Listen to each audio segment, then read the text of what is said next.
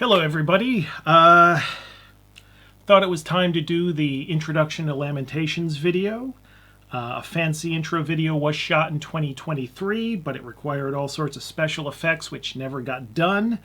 And so that video where I hurt my leg naked in the snow has been up for almost 2 years when it was just supposed to be a temporary filler thing.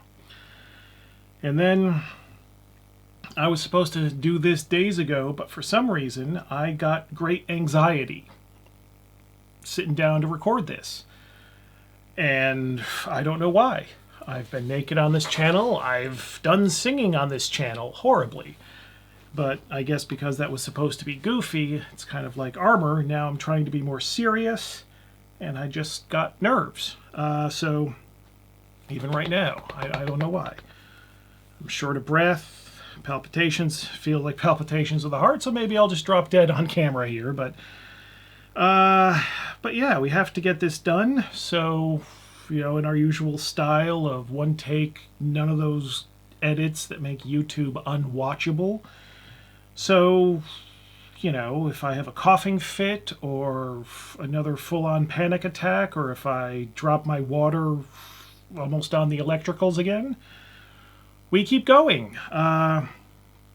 You know, this video is not going to be brief because, you know, I've had for 4 days, I've torn the apartment apart getting all my visual aids ready and the scripts here. And for some reason with the rehearsal, it just wasn't working. So I think the script is just going to be an outline.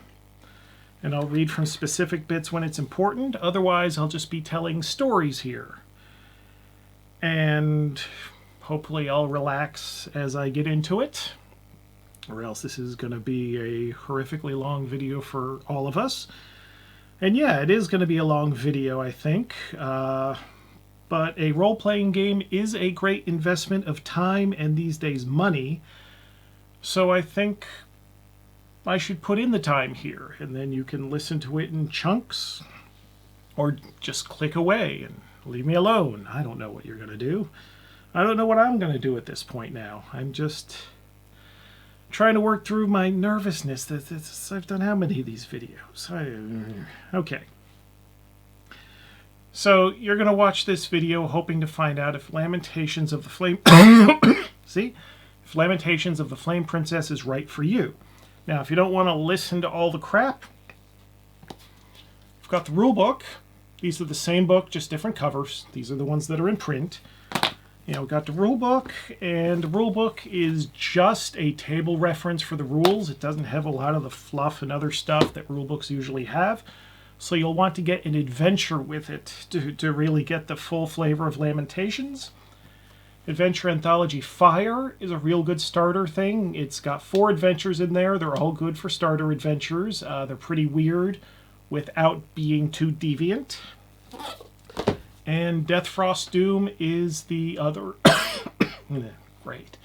Deathfrost Doom is the other very common starter adventure that I think everybody would be happy with. That's what we started the company with. You can get an art-free version of the rules and a number of adventures or supplements for free download at LOTFP.com. And that's the short version. The long version, Lamentations of the Flame Princess, is a tabletop role-playing game. It's the name of both the company and the game. My name is James Edward Radji IV. I started the company here in Finland in 2009, and I've been plugging away ever since. Lamentations of the Flame Princess is an OSR game, old school Renaissance. I wish I had a cough button, but I don't, sorry. But because it's an OSR game, it means it's closely based and largely compatible with older editions of the world's most famous role-playing game, to use legal Dodge terminology. Completely unrelated information, my very first role-playing game was the Menser Red Box D&D set. So, the OSR is a movement that started in the 2000s as a reaction to the changes that had been happening in original D&D. People liked the old system better, and, you know, so now we've got systems and games like Osric, Labyrinth Lord, Swords and Wizardry, old school essentials, Adventurer, Conqueror, King, and Astonishing Swordsmen and Sorcerers of Hyperborea, that were considered true old-school Renaissance games. I don't have a copy of Basic Fantasy role-playing here, but Swords and Wizardry, Osric, and Labyrinth Lord, I think, when the OSR started, were considered to be the core three OSR games. But as time has passed, I don't know if Adventurer, Conqueror, King, and the Asses of Hyperborea, I don't know if their new editions are still strict OSR games. I haven't seen the newer editions. I do know that Labyrinth Lord and Old School Essentials are changing things up for their latest editions, so as usual, it's up to me to be the keeper of the flame of fucking everything, so yeah. And then there's also OSR adjacent games, Mork Borg,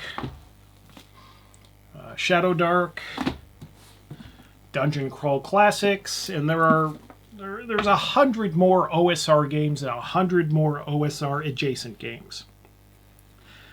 And the idea of the OSR in the beginning was everything would be cross-compatible, but of course people had their own ideas and started doing stuff, and then the OSR name got a bit muddled because they just wanted to include everything in the umbrella.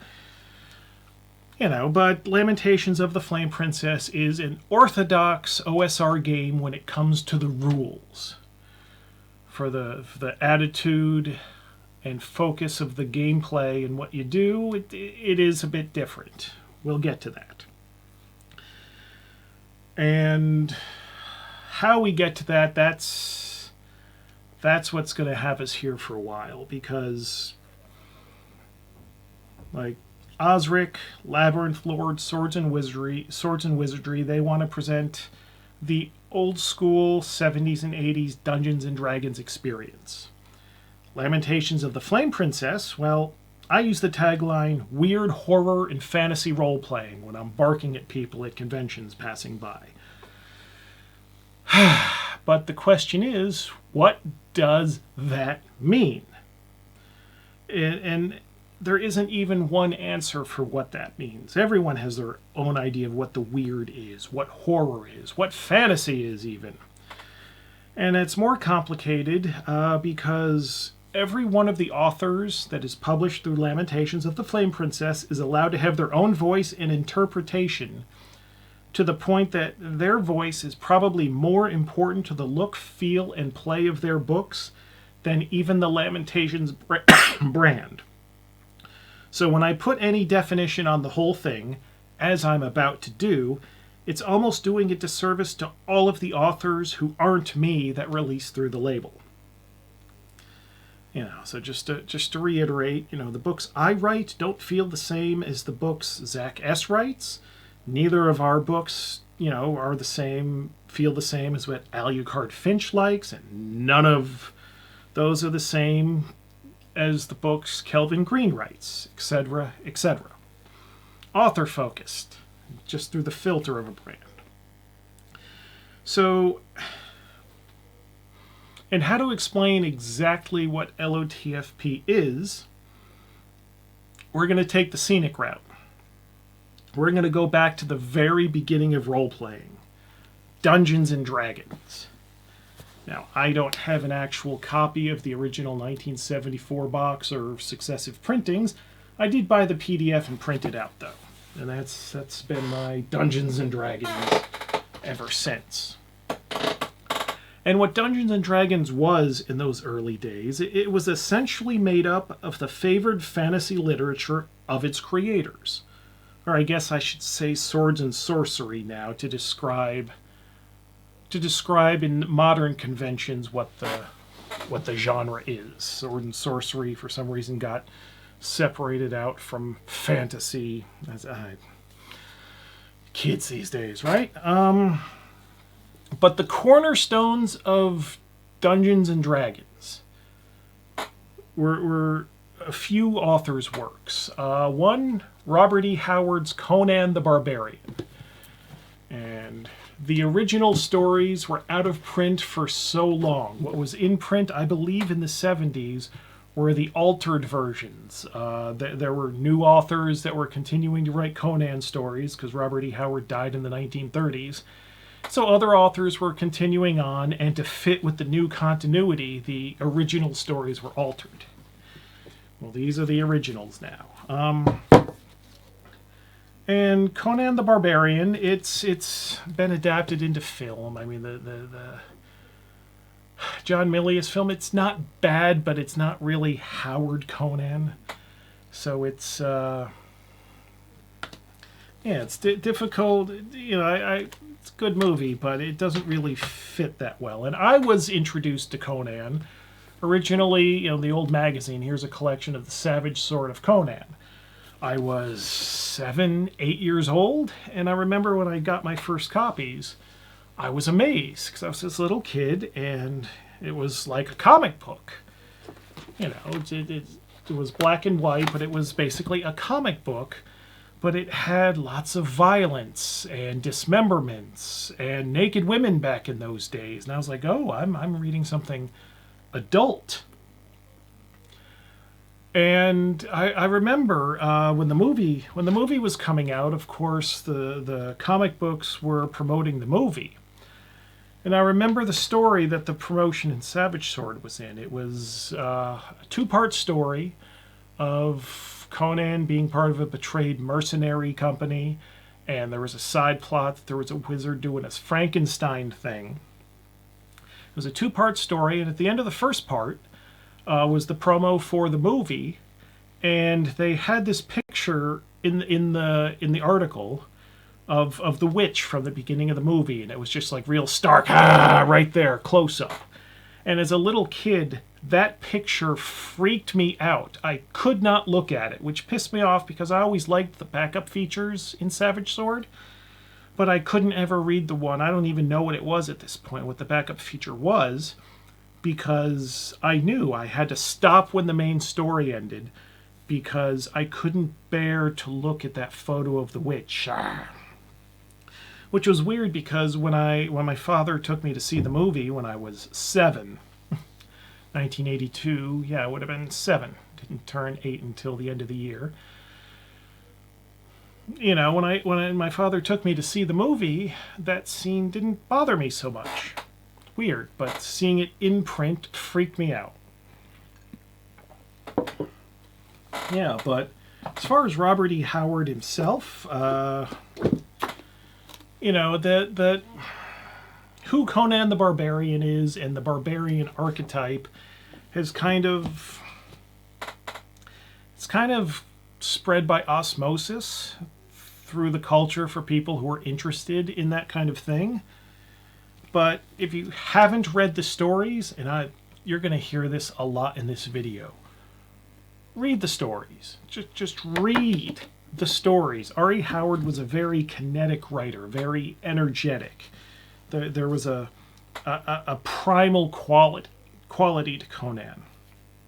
And it was, and it's just amazing stuff. I mean, if you haven't read these in whatever the current editions are, these are 20 years old now, best investments you'll make to read the original Conan stories. And, you know, they were written in the 1930s, and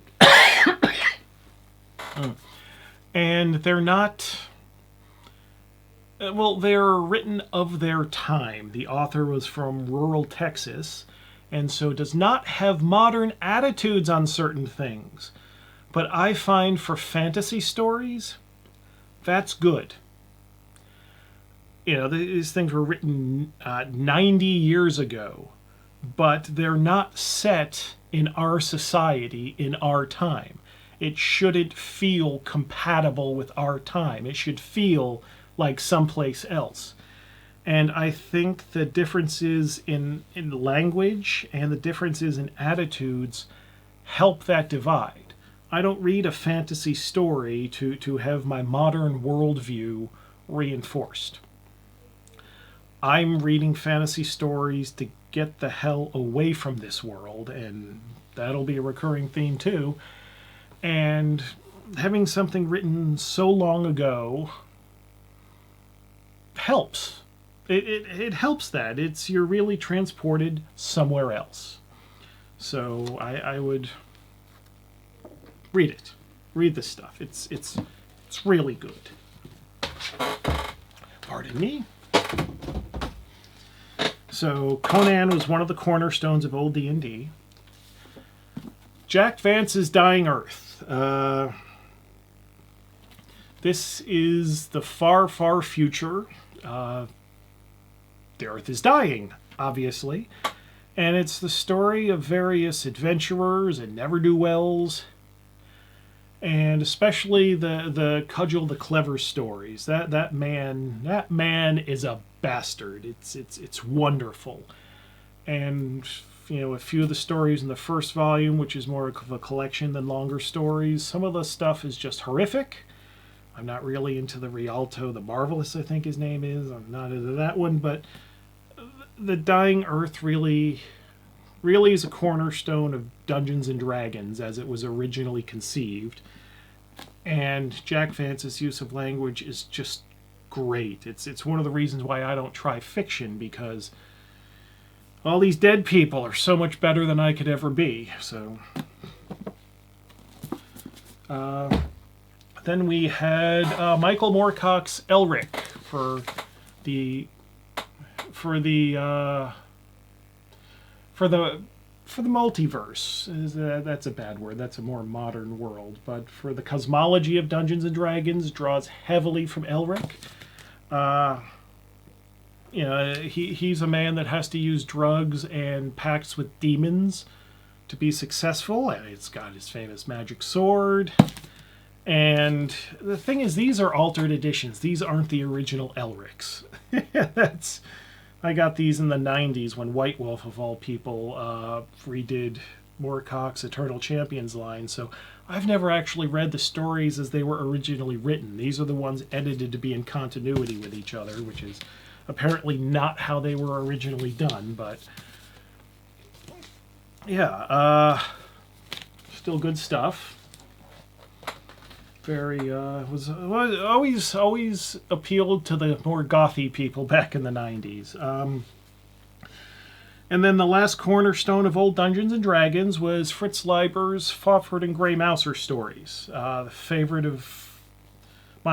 is Lean Times and Lankmar, but I've got the fancy editions that Centipede Press put out. They did the same thing for Elric, with the original stories.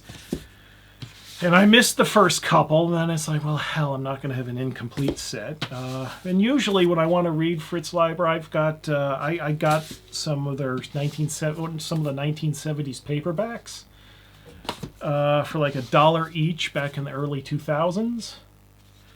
So I try not to damage these, but it's the sense of adventure and being actual rogues, and the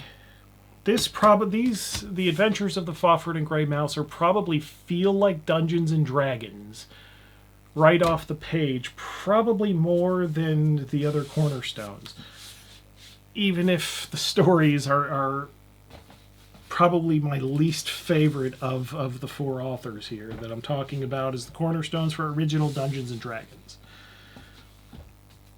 But Leiber, he's also, I don't have any of these, but he also wrote a lot of horror stories. And those were adapted. His story Conjure Wife was adapted as Night of the Eagle. And a couple of his stories, The Girl with Hungry Eyes and The Dead Man, were made into TV shows as part of the Night Gallery series. So, Night Gallery, they also adapted Manly Wade Wellman, some H.P. Lovecraft stuff, talking about him later, and some Clark Ashton Smith. We'll get to that in a bit. So, those are the four main ones. Uri Howard's Conan, Jack Vance's Dying Earth, Fritz Leiber's Fafhrd and Grey Mouser, Michael Moorcock's Elric of Melnimity. Other works contributed little bits and trivia to what Dungeons and Dragons is, but those stories are basically it. Picaresque fiction of heroes who, through a modern lens, are shockingly amoral. And they're wanderers exploring the unknown, seeking treasure and dominion. If you haven't read those stories, you can't claim to really understand Dungeons and Dragons. And if you had to just choose one of the 4 authors to read, my personal taste is The Dying Earth, but you're probably better off going for R.E. Howard's original Conan stories, if you don't know any of them. But don't trust film adaptations, don't trust cultural osmosis. Always read the original stories. They are so good and give you so much more. So the creators and very early players of Dungeons and Dragons were very hardcore fantasy literature devotees. And that's the kind of stuff they were into. But as D&D grew in popularity, it was enjoyed by people who were not so hardcore about their fantasy literature. They saw fantasy through the lens of Lord of the Rings,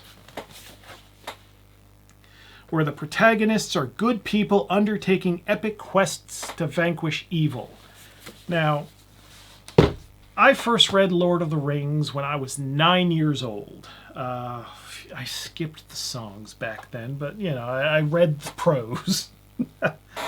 And and it was the cheap paperbacks in those days. And all my life I was like, oh man, I can't justify it, but I want to get one of those fancy editions of Lord of the Rings. Fancy editions of Lord of the Rings. And when I finally, took the plunge a few years ago, it almost didn't count because, this set is a decent chunk of change, but paperbacks cost so much these days that getting a set of new paperbacks of Lord of the Rings isn't that much cheaper than just getting one of these big fancy sets. And I love myself a good fancy set, and this has a whole Reader's Companion book, which I haven't cracked open, by the way. But Tolkien was an absolute master of world building and using mythology to inform his stories. Now, Lord of the Rings has been adapted. And we've got the Peter Jackson trilogy here.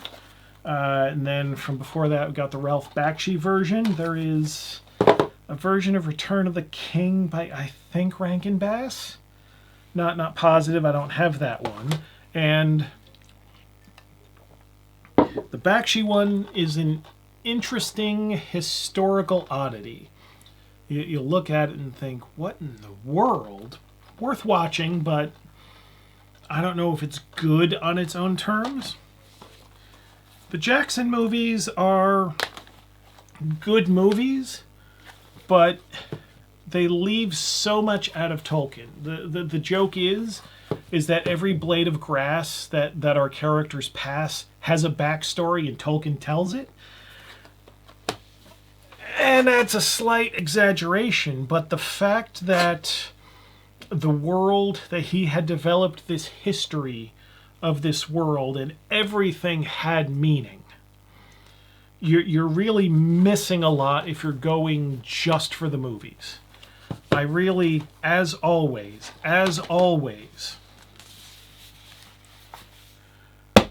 read the books. Always read the books. It's very important. Now, and especially, I think this informed D&D, not from its inception, but in afterwards, and how adventuring was thought of with the parties going on quests to defeat evil. Lord of the Rings informed D&D after its creation because the fans weren't understanding fantasy the same ways the creators were. That's one of the reasons why I'm doing this video this way, because I'm trying to get you to understand Lamentations of the Flame Princess as I envision it, and not just how it's been received and how people view it. So, let me... Oh, goodness. Now, one thing about Dungeons and Dragons is that it was a product of the 70s. The first printing came out in 1974. Advanced Dungeons and Dragons started coming out in 1977, although I've got the 1980s versions of the covers here. And there was nudity in the artwork, like right there from the beginning, and even in these hardcovers, which were in mainstream bookstores and toy stores through the 80s. You know, there was lots of nudity. The Monster Manual, when I got it as a kid in 1984, I could not look at it at night because the pictures of the undead freaked me out. I was scared of them. Like that picture of the specter there, I couldn't look at that at night. I would freak out. No. And so, but it was the sense that as a kid, it was the same thing as Savage Sword of Conan. I felt like I was participating in something that was meant for people older than me. And so that would make me that would make me feel like I'm wise beyond my years, looking at this forbidden stuff, the boobs and the, you know, just horrible. And part of wanting to project that feeling today through my work, I think makes that part of D&D an important influence as much as the actual rules and gameplay. But as D&D got more popular and started taking criticism in the 80s, pat pulling and all that, all of those extra elements started getting stripped away. Less of a hard edge. Everything, you know, lots of kids like it, so we have to make our products suitable for children. And those changes have continued, you know, all through the decades, you know, resulting in whatever D&D currently is. It certainly doesn't resemble, you know, Howard and Moorcock and Vance and Liber. I mean, definitely not. I don't even... I'm old. I don't get what makes D&D what it is anymore, but since 2009 I've been doing my own thing, so I didn't have to care that much. So what Lamentations of the Flame Princess does, though, this is all relevant, it all comes back around, is it does keep the foundations of D&D. The process of play, the exploration of the unknown as a greater focus than grand quests, the primal urges of Conan, the shenanigans of Fafhrd and Grey Mouser, the cosmic stakes of Elric, and the science fantasy of the Dying Earth. But we reskin it with a different set of classics. We set those aside and, you know, draw from different authors. The main one that I would say is my main influence is H.P. Lovecraft. And not necessarily for the Necronomicon and Cthulhu and all the named stuff that people associate, although of course we do use that sometimes. One of my latest books uses the Lovecraft things. Hopefully I've remixed it a bit so it's fresh and not just, oh god, not this shit again. But the focus of Lovecraft is basically jettisoning, you know, folklore and mythology and our history and the gods as something personable and relatable to humans, just jettisoning all of that and making the cosmos truly alien and hostile. That appeals to me. And Lovecraft, if you read his stories, it's like he doesn't care about the people. He's exploring these unknown things, which is appealing to me. And you know, that's yeah. I mean, there's a reason why Lovecraft has spread through the culture and why we now have the little Cthulhu plushies and things like that, so that Lovecraft has become in a way a bit familiar, so it doesn't really have the dread that it used to. But stories like The Color Out of Space, The Shunned House, it's still great stuff if you actually read the stories. And it gets brought up again that you know, Lovecraft was maybe not the best person by modern standards. And I'm actually glad that I can sidestep that one, because what was the story? The Terrible Old Man. They in the story, there are some immigrants that are killed. One is Italian, one's Polish, and the other, I think, is Portuguese. And I've read that represented ethnic groups in Providence that Lovecraft didn't approve of, so he was just, you know, living vicariously through his stories and killing them off. Well, my grandparents, on my mother's side, I've always been told that my grandmother's ancestors go back to Mayflower times, you know, the original settlers in the Northeast U.S., and last name Mills, you know, would support that. I don't know if it's true, but that's what I've always been told. My grandfather was born in Poland, and they got together, so that's like Lovecraft's big nightmare, the ethnic mixing. And then my mother married a guy of Italian heritage, so it's like, you know, when people look at, oh, Lovecraft didn't like these people or didn't like those people, well, it's like, yeah, that's my heritage too that he didn't like. Oh well, I don't care. If you do, well, that's you, but I don't have to hear about the shit, because I'm part of the people that he kicks around, and I've decided I like the stories more than I care about his personal prejudices. So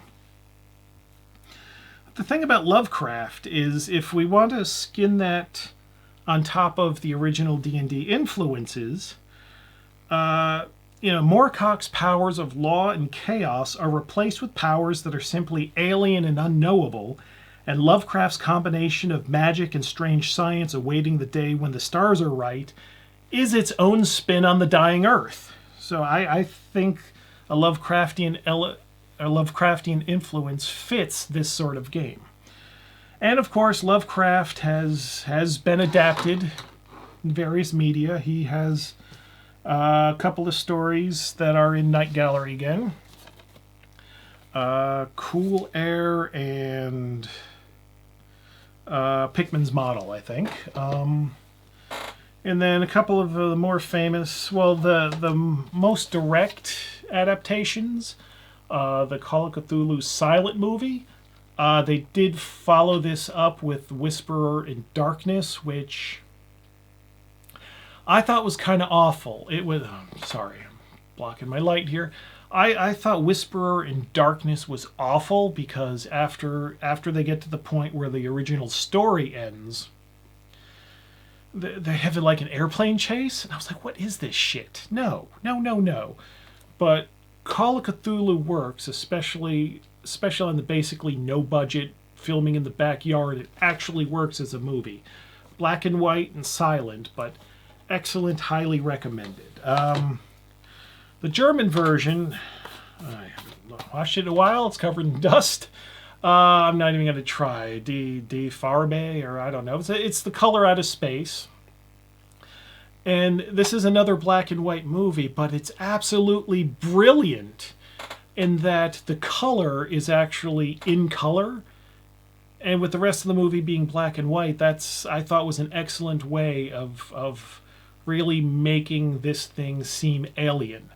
And so I highly recommend this version. There was a Nicolas Cage version from a few years back that is an absolute piece of shit, and it should be flushed down the goddamn toilet.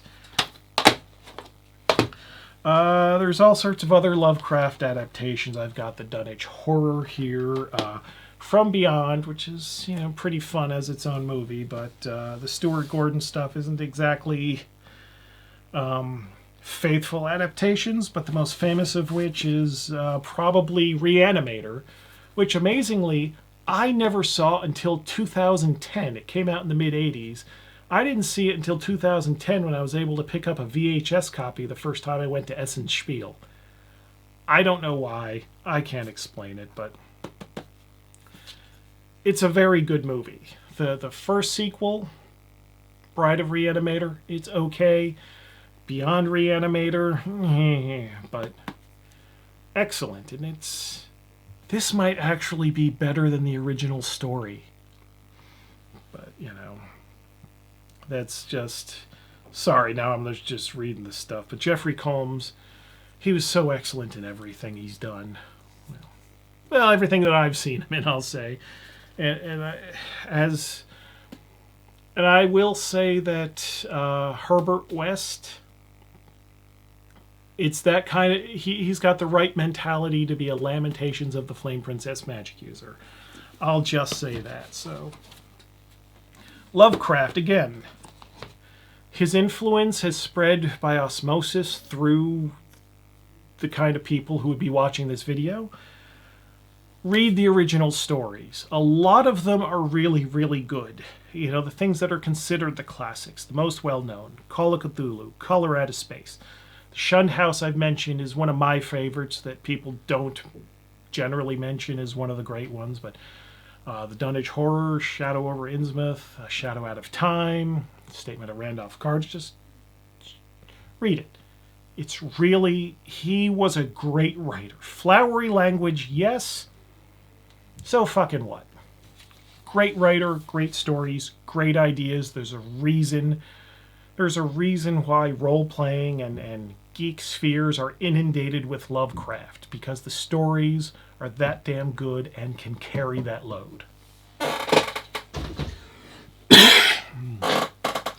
So that's my main influence for Lamentations of the Flame Princess. Oh my, okay. Second one is Robert E. Howard again, but this time it's Solomon Kane. Instead of mighty Conan slaying his way across an Earth analog, a tortured soul encounters unknown evils on real-world Earth during the early modern period. Very influential in Lamentations of the Flame Princess. One of the mantras early on that I kept repeating for early LOTFP was that Solomon Kane is cooler than Conan. Now, when it comes for just enjoying the stories, you can't go wrong either way. But as a guiding principle for Lamentations especially, that works. Although, the Marvel Comics adaptations, which appeared as backup features and... The Marvel Comics Solomon Kane stories appeared as backup features in Savage Sword of Conan. And these might even be superior for our present purposes of influence. Because I didn't read the Solomon Kane stories. I mean, the stories that were adapted by Marvel I read early on, like before I was 10. But the original stories are the one that stuck with me. Especially the one, The Silver Beast Beyond Torkertown. I first read that when I was 7 years old. It may have just been... Oh, God, I hope that's not cancer. You know, The Silver Beast Beyond Torkertown may have just been my very first werewolf story ever in any medium. And then later on, the story Shattered Innocence, I read that on release when I was 15 years old, and that's the kind of thing that's the kind of story that just sticks with me. So in this case, I can recommend the adaptations just as much as the original stories. And the flavor of Solomon Kane definitely permeates Lamentations of the Flame Princess. Then we get Clive Barker. His early works, the Books of Blood, The Hellbound Heart, and Cabal. There's no thrilling tales of adventure here. Instead, we have horrifying tales of sex and death colliding to reveal the raw carnal nature of existence. Now, you may have heard of Lamentations' reputation for having just the most fucked up shit that nobody should be doing, just out of bounds of all decency. That's not our whole catalog, but it is in there. And Clive Barker is ground zero for exploring that kind of thing, for the inspiration. Nobody with an even passing familiarity with the Books of Blood would find anything in LOTFP the least bit shocking. And of course, Barker has been adapted into film. Rawhead Rex, a number of the Books of Blood, including a movie called The Books of Blood, The Midnight Meat Train. But Barker did do a few himself. Hellraiser, I think. This is The Hellbound Heart, his own adaptation of The Hellbound Heart. Just messed up. I mean, when did this come out? 1987? So I would have been 12 when this came out, when I first saw it. And I don't know if I'd already read the Books of Blood by that point, but it's fascinating that I read all this stuff that's very sexually charged and very sexually violently charged before I had even reached puberty, so I didn't know what the fuck sex even was. You know, like I intellectually knew what the mechanical thing was, but as far as like sexual feeling, I had no idea. And then I'm reading, you know, inputting all this shit into my brain. It probably explains a hell of a lot. Yeah, Hellraiser. Nightbreed is the adaptation of Cabal.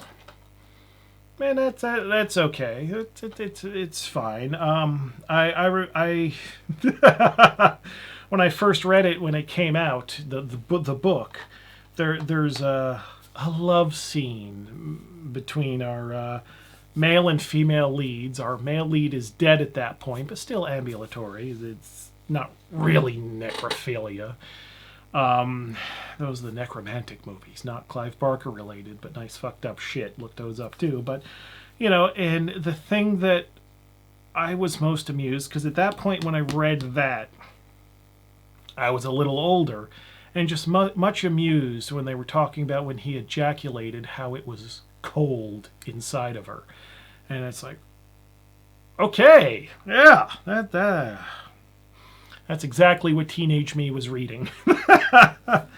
And then Lord of Illusions, it's a mishmash of a few things from the Books of Blood. It's fine. It's no Hellraiser. So that's Clive Barker and his influence. It's all over LOTFP. That's undeniable. Where are we now? Oh yeah, and then the last cornerstone of Lamentations of the Flame Princess. I will go ahead and say H.G. Wells. Writer from the 1800s. I know you've heard of The Time Machine and War of the Worlds, Isle of Dr. Moreau, The Invisible Man. First Men in the Moon might be a little less famous. But this is and that's one that's not talked about a lot as an influence, H.G. Wells, but for almost 15 years, is it 15 years? Well, a good long time.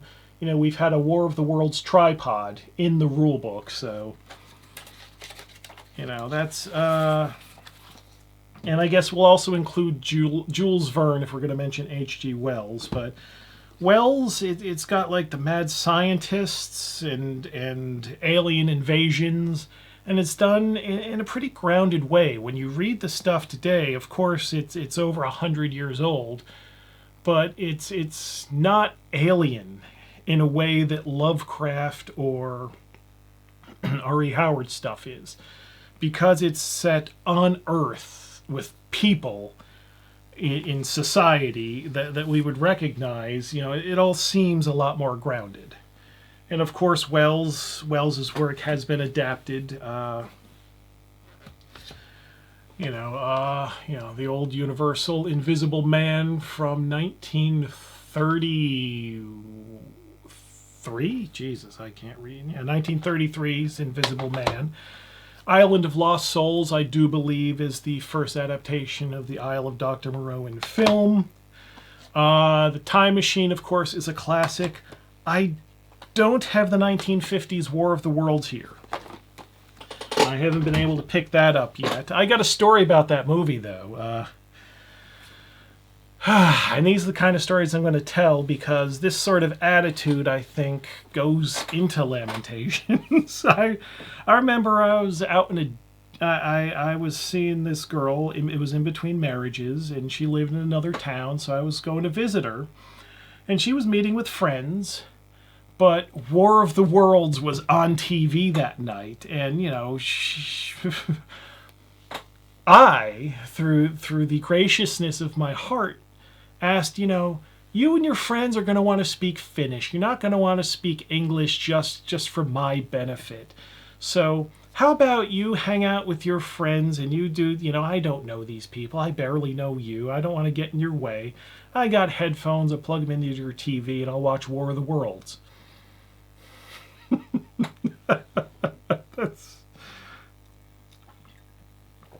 And the pisser is, when the movie was done and I took the headphones off, they were all talking English anyway. Fuck. But yeah, ignore the Steven Spielberg War of the Worlds. It's not good. But yeah. So yeah, so for Lamentations of the Flame Princess, just mix around H.P. Lovecraft, R.E. Howard, Solomon Kane, early Clive Barker, and H.G. Wells, and I think you've got it, you know. And with those as cornerstones, instead of Leiber, Howard, Moorcock, and Vance, suddenly fantasy feels entirely different than what people usually associate with the term. And then, because we're using that old RPG format, that different feel gets applied to classic adventure formats, which is what we publish, and voila! Lamentations of the Flame Princess looks like a complete freak show compared to Tolkien-esque fantasy and whatever it is official Dungeons & Dragons is doing these days. So this is a good time to pause the video if you're not going to sit here for however many hours I'm going to be talking to you. That's a good place to pause, but I am going to continue until my voice runs out or the memory card fills up or what the hell ever is going to go on. Where are we now? Oh, yes. Now, of course, I wasn't just feeding myself the basics. In the 2000s, I used Lovecraft's Supernatural Horror in Literature essay as a shopping list. And so I started gathering piles of other obscure and not so obscure authors. The first one, which is out of order in my pile, I thought I did myself better than that. Main one's going to be Edgar Allan Poe. I got into Lovecraft in the early 2000s through heavy metal. This Edgar Allan Poe leather-bound, oh goodness, I brought this with me around the world. I got this in the late 90s, so I was familiar with Poe before I was familiar with Lovecraft. We read Edgar Allan Poe in high school. So, you know, as part of the English classes. So, Edgar Allan Poe, and we're talking about Poe again. Read the original stories. They're perfectly understandable, even though they were written in the 1800s. There's going to be no language problem if you're literate. But I would also recommend the Edgar Allan Poe adaptations by Roger Corman, starring Vincent Price. Again, they're not going to feel exactly the same, but I think they are worthy companions to the actual written work of Edgar Allan Poe. So, you know, that's a big deal. You can't go wrong. Just. And then if you want to get down to the essence of me, there's a poem he wrote called Alone that feels very familiar. And I'm not one to read poetry. It was the band Arcturus that clued me into reading the poem because they made it into a song. We'll talk about Arcturus later, but yeah. Yeah. And then we had Clark Ashton Smith. Now, the old Weird Tales pulp magazine, these days there's generally considered to be three great masters that came from that scene. Lovecraft, R.E. Howard, and Clark Ashton Smith. And I've got the Nightshade Press editions of his books. These were nice fancy hardcovers.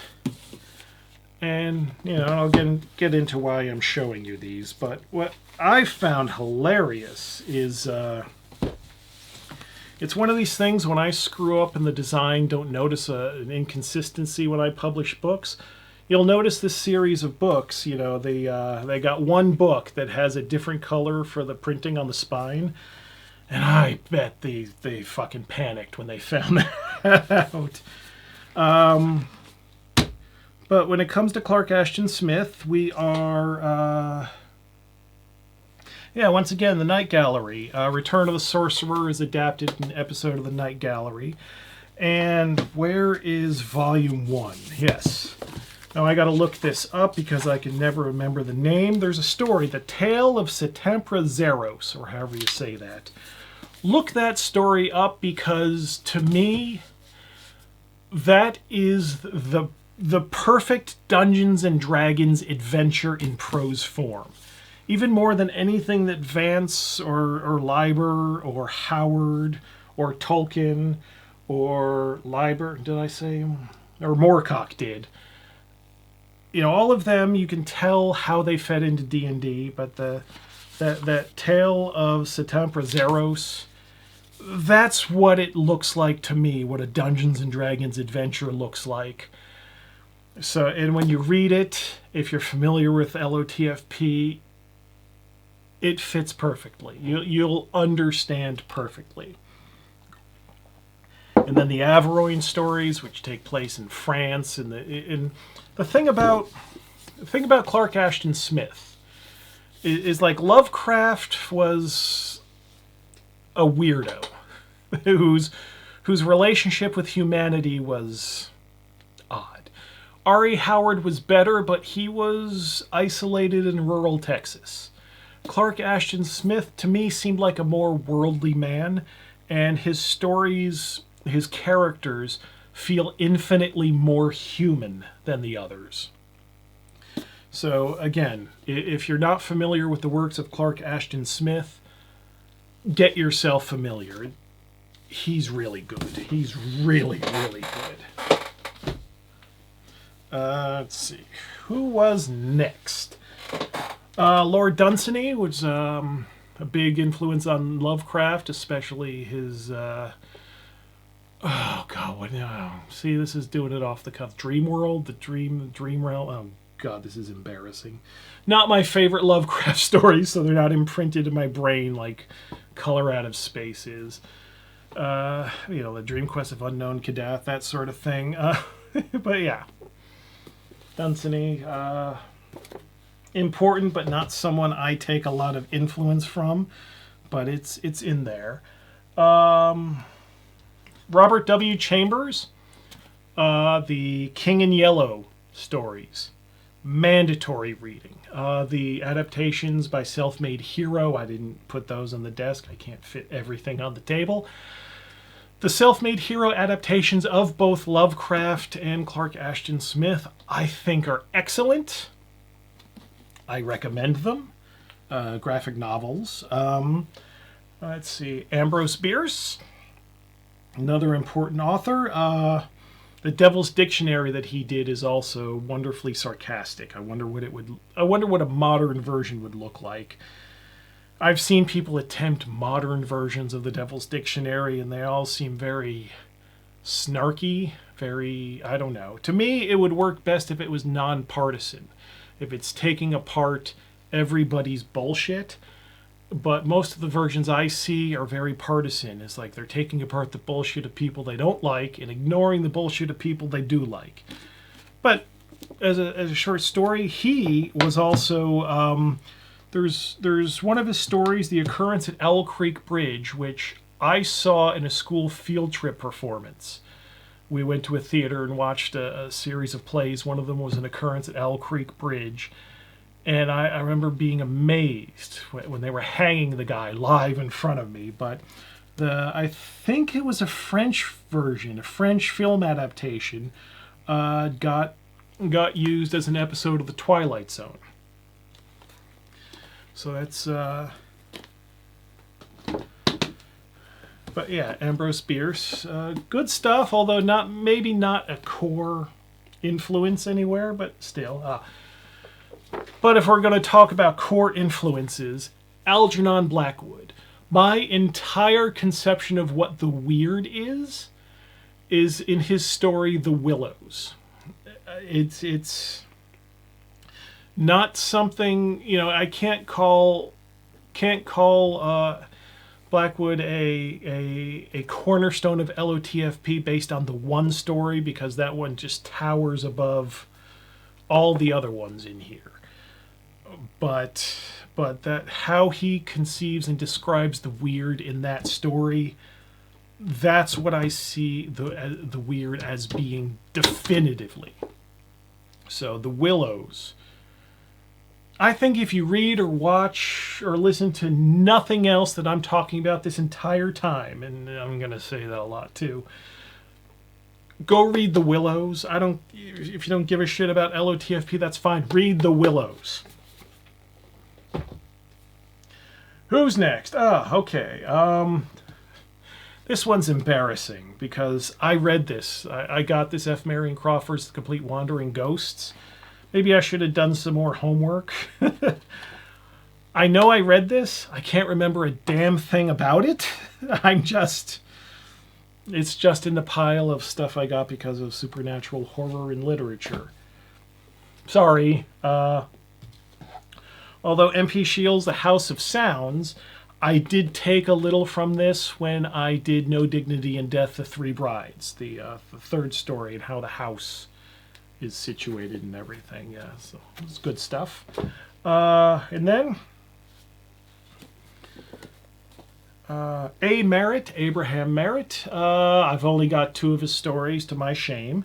It's more kind of adventure stuff, like the paperback, the headline on the back of Dwellers in the Mirage: Angry Warrior Modern Man. So yeah, that's but good adventure stuff. Abraham Merritt.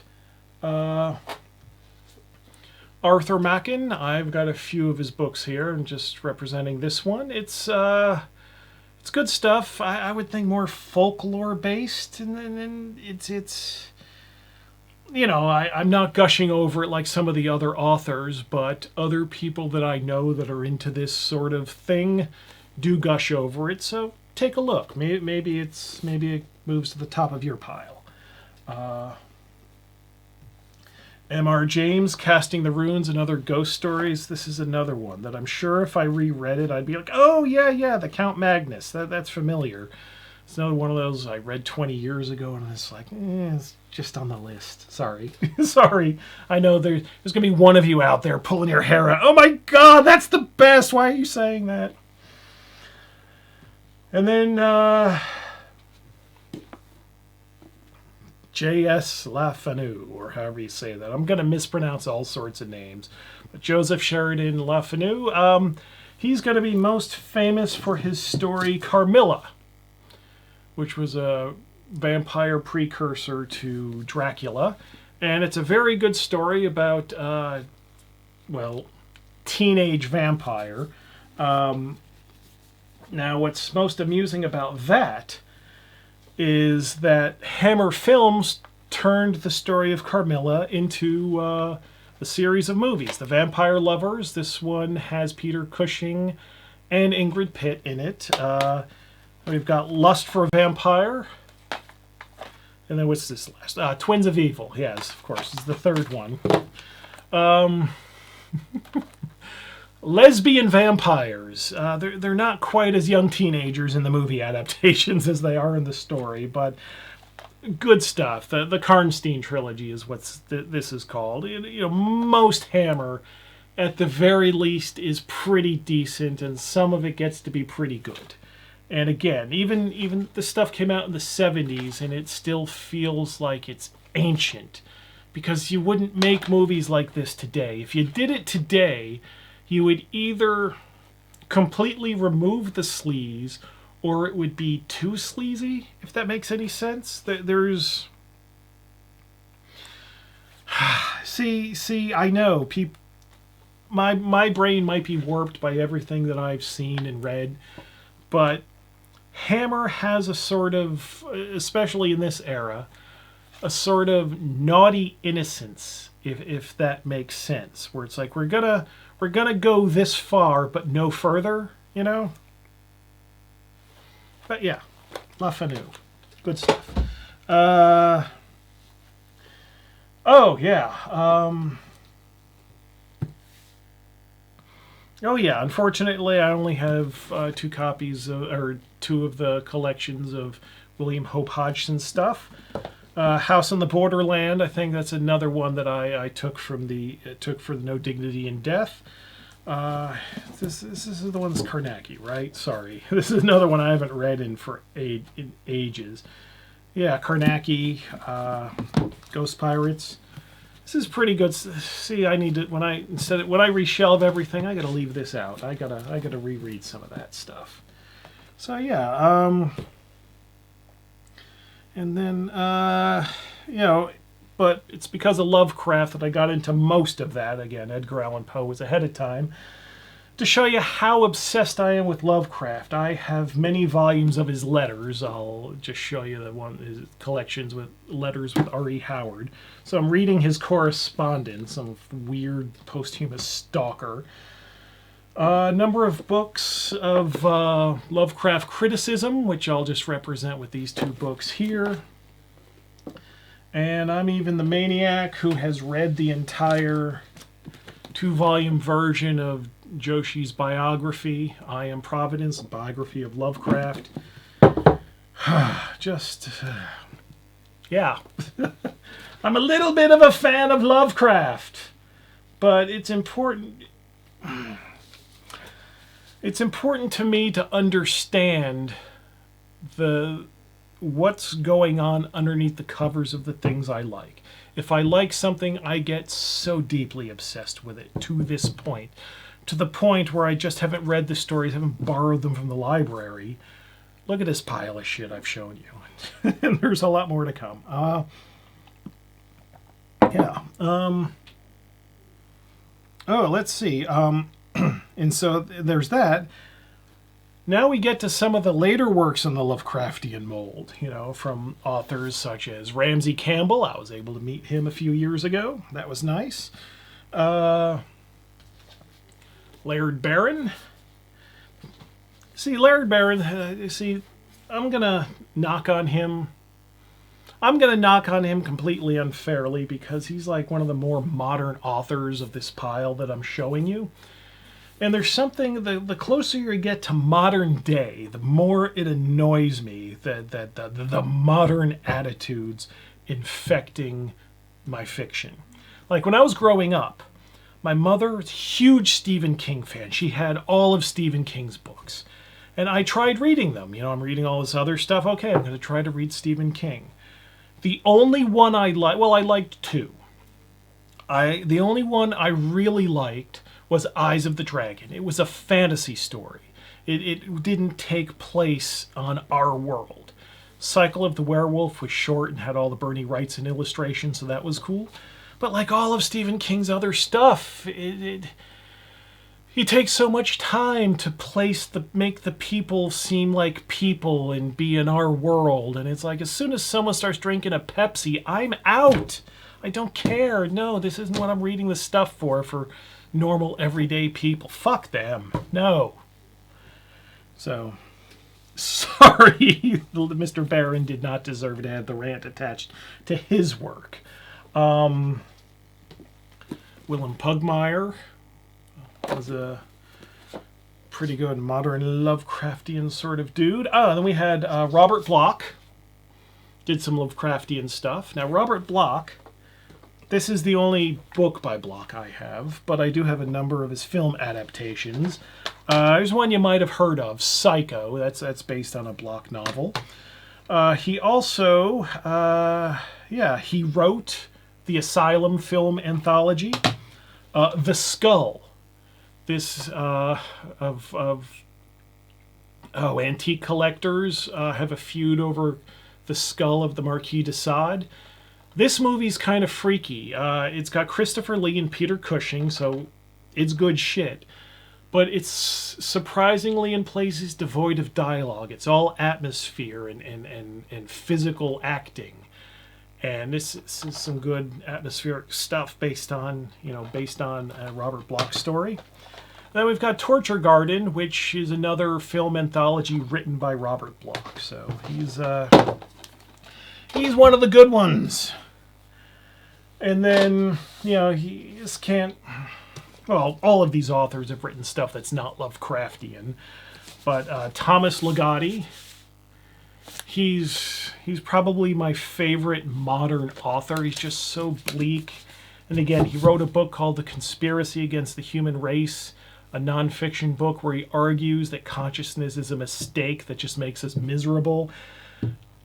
I can relate to that so much, and the bleakness of his stories. They're wonderful. Wonderful. And then Caitlin R. Kiernan's mythos work, Houses Under the Sea.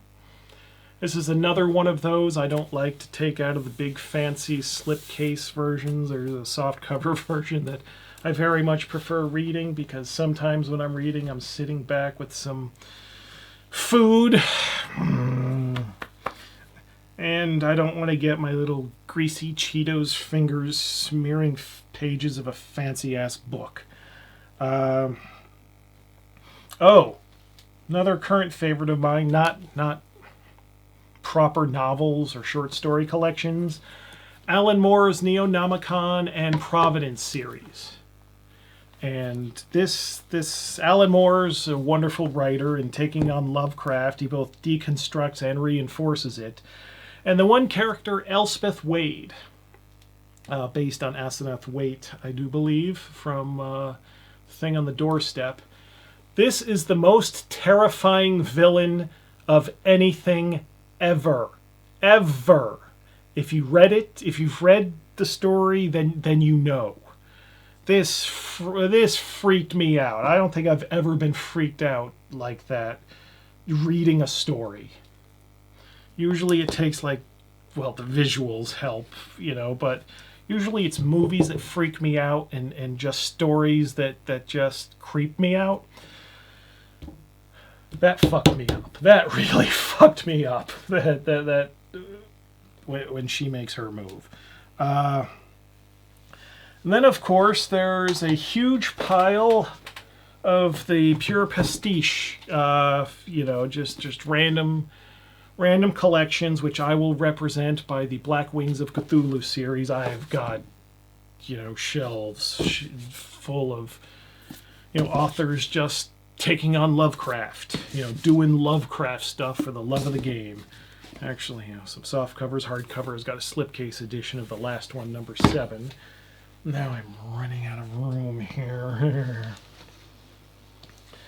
So yeah, and then I'm not gonna forget this. While I'm talking about the more recent stuff, now this isn't Lovecraft related, but Ryan Harding's Genital Grinder and Transcendental Mutilation. These collections, I think, are continuations of the atmosphere of Clive Barker's earlier works, the Books of Blood. And Genital Grinder may be the wildest thing ever put to print. Nothing we've done here at LOTFP has ever come close. This is fucking nuts. So, highest recommendations. Transcendental Mutilation, it was a collection published, God, was it over 10 years later maybe? But it's more mature. So, which has its upsides and its downsides, but still good stuff. I mean, this stuff could slot right in with the Books of Blood. This goes somewhere else. So that's good stuff. And there's one thing that was off script, but since I've already been flashing Twilight Zone and Night Gallery, do want to mention The Outer Limits is also another good one. This is more science fiction oriented, but I do want to say that the borders between fantasy, horror, and science fiction are very porous and in many cases completely artificial, invented by the publisher's marketing. and editorial constraints. This is fantasy. It shall not have this, this, or that. You know, it's not something that organically came from authors deciding I'm going to go on this lane or that lane or this lane. One of the hallmarks of weird fantasy is that it's all the same thing. Sci-fi, fantasy, it's and horror. There's not really a difference. And then I'm don't fall. Very good. I want to mention some more recent. Well, they're not really more recent works, but I discovered them more recently than this other stuff. David Wong or Chasen Pargan, his John Dies at the End series. There's a pretty good Don Coscarelli movie that misses so much the craziness. But this series of books, very funny, very weird, high recommendations. What else? That's exactly what people want to hear. Someone saying, what else? Grant Morrison's Doom Patrol. Again, for just pure weirdness and strangeness, the TV show is actually pretty good as well. I would recommend that.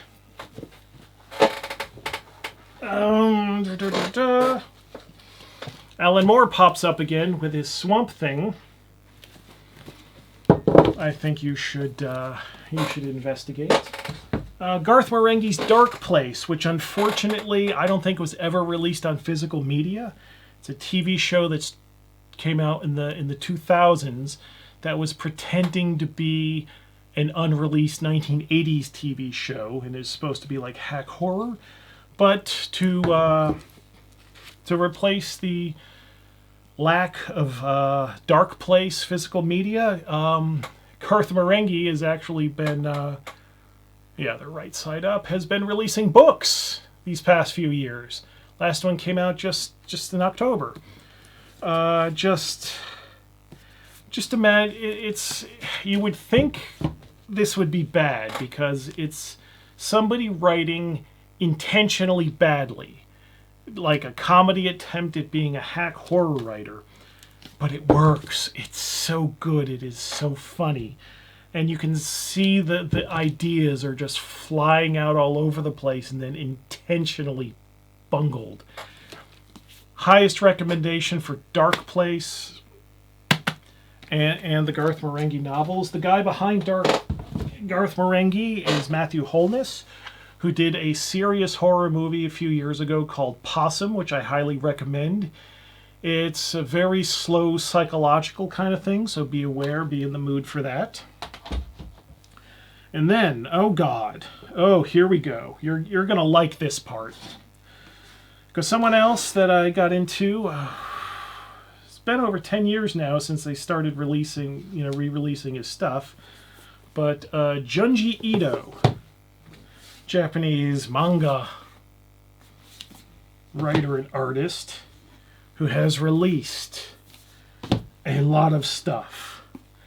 I mean, a lot. They got, reprint collections coming out, hardcover in English, like every few months, 3 or 4 times a year. And I am a fanboy. I get it all. And Junji Ito, there's certain patterns that keep popping up. I don't know if it's because what he wants to write about or if it's like constraints of what the industry in Japan wants, but there's a lot of school kids. It's like a lot of teenagers as the protagonists in all these stories, and I don't know. I think that's weird. I don't know why that would be. But yeah, I got it always confuses me. Every time I get a new one, I gotta remember, oh yeah, you read these backwards.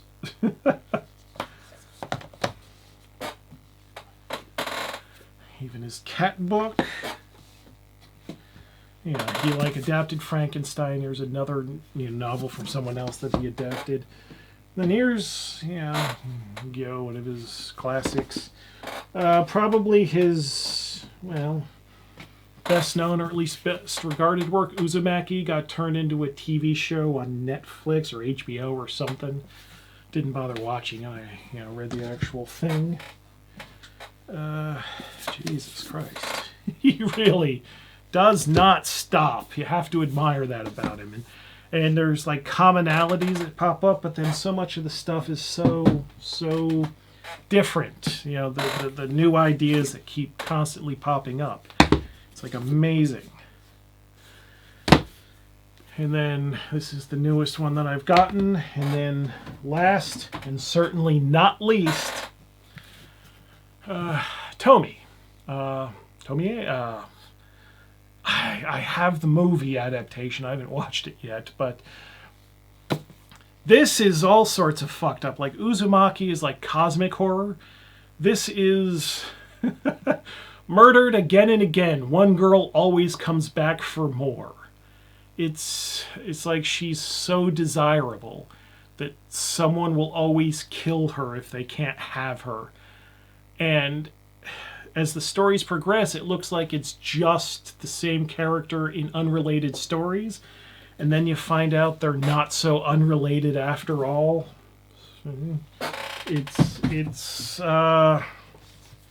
Yeah, absolutely great stuff. Obviously, highly recommend some Junji Ito. I would start with Tomy or Uzumaki. And then I fully trust you'll be addicted like me, because my tastes are absolutely impeccable. And everyone should like what I like. That's my official slogan. Everyone should like what I like, because I like all the best things. And everyone else's taste is garbage. And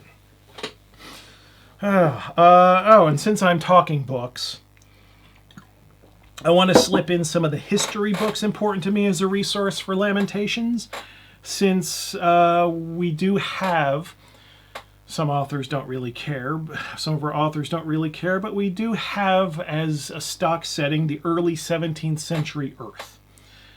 And I have a whole bookshelf full of history books, many of them from academic presses. I'll just show you 4 of them. The 2 volumes of the Oxford Handbook of Early Modern European History, 1350 to 1750. Anyone complaining about any RPG prices should take a look at how much these kind of books cost. Fucking hell. More accessible, Peter H. Wilson's Europe's Tragedy. This is a very comprehensive look at the 30 Years' War and what it did to Germany, especially.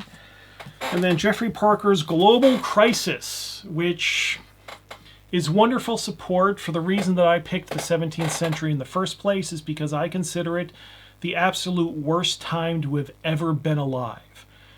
At other times that were horrible, certain people or certain places weren't directly affected by the horror. There's nowhere you can go in the early modern period where everything isn't absolutely horrible and it's coming for you. So, 17th century. And because we live in the 21st century now, there is more inspiration than just books. Although books are always the foundation for everything. The reading and books, well, I'll get into that later. But yeah, books are always most important, even if they are the most time-consuming to get through. So now I'm going to talk about movies. I already talked about some adaptations, but first I did a video talking about this. I'll repeat a bit here. Return of the Living Dead. I saw this when I was 10 years old. After my mother and father split, mostly I saw my father a few times a year. He would take me or me and my brother to see movies. I think I saw Gremlins with him, Young Sherlock Holmes. And then there was Return of the Living Dead, 1985. This movie is awesome. The soundtrack, the effects, everything about this is like a perfect movie. Absolutely perfect. And I've got a nice little steelbook lenticular cover German edition here. But there's the scene where Linnea Quigley as Trash gets naked and starts dancing on the tombstones in a cemetery. I'm 10 years old, my brother's 6. And I look over at my father, and he thought we were just watching a zombie movie, but when he's seeing this naked woman, he just puts his head in his hand and just starts slinking back in his seat. And that is my favorite memory of my father, actually. That's weird. Also, my brother was... I loved the movie. Yeah, even at 10 years old, my brother was completely freaked out. So, we were sharing a room at that point, so I could always freak him out. When we're both in bed, supposed to be going to sleep. The dead are coming. The dead are coming. Ah! Awesome movie. Awesome movie. Let's see here. Oh, yes, we must talk about some Dario Argento. Oh, yeah, I got a bunch of his stuff. Not everything, but... his early stuff. Four Flies on Grey Velvet. Cat o' Nine Tails. Bird with the Crystal Plumage. All good stuff. Deep Red. See, I can't tell you what I find most amazing about Deep Red because it's a severe spoiler. But I've never seen someone take such a creative chance as I have seen, as Argento did on Deep Red. The just mind-blowing. And then what do we have? Okay, then we get to his classic period when it wasn't simply murder mysteries, but where he starts going on to the supernatural. Of course, there's the classic Suspiria. The original is excellent, and Argento is excellent at visual language and imagery that's just going to sear into your brain. I wish he had worked with native English language writers for the scripts to the movie.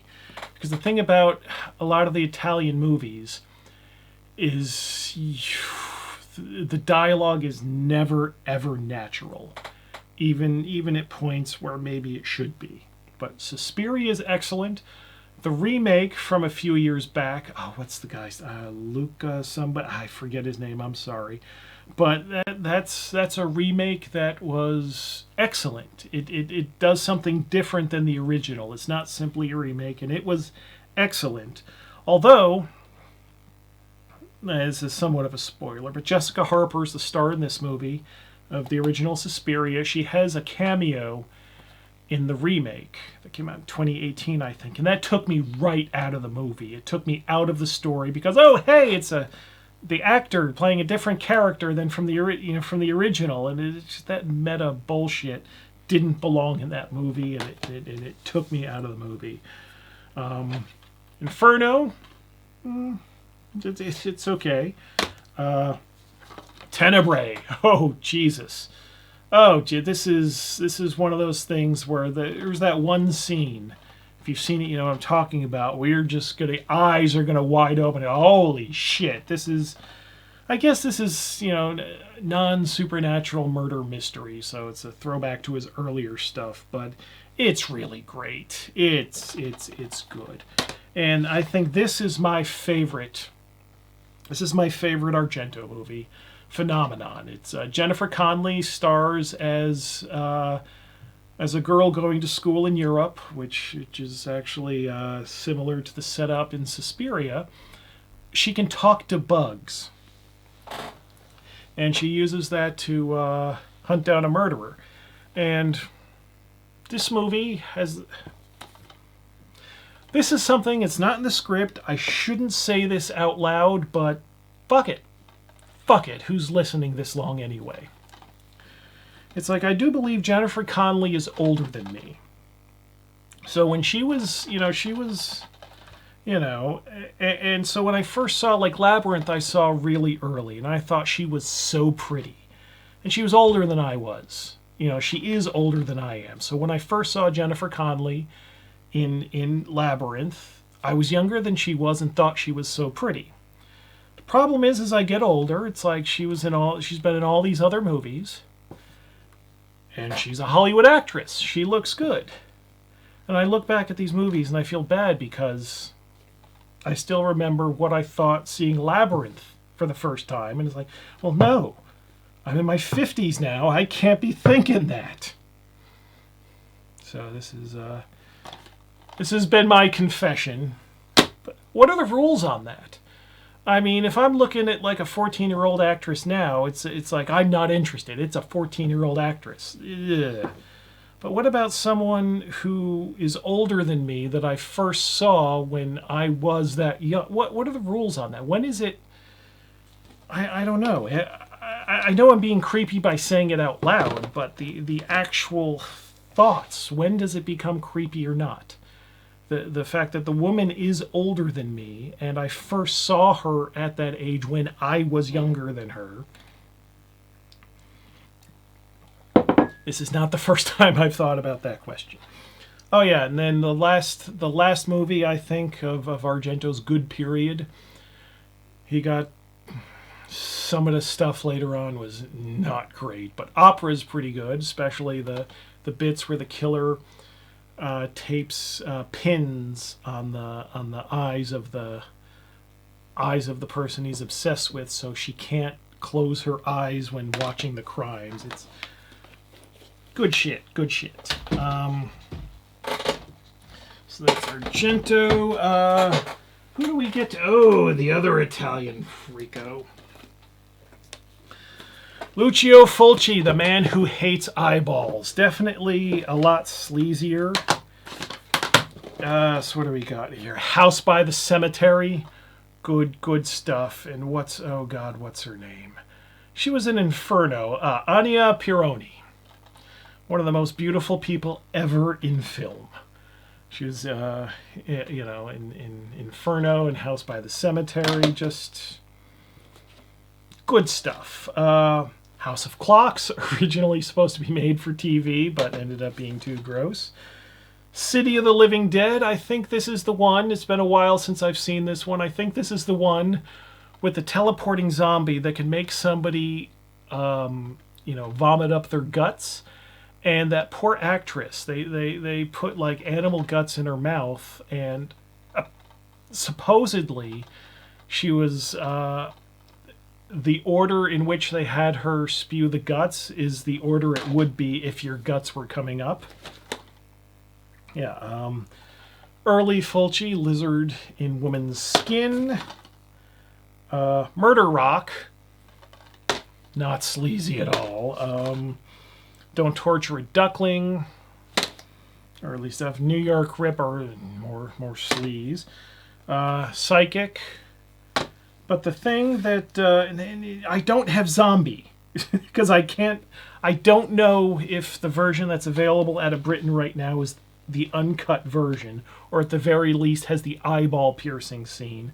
And there's no reason to have that movie if it does not have that scene in it. So let me know in the comments that aren't turned on whether the current Arrow video version of Zombie has the eyeball scene.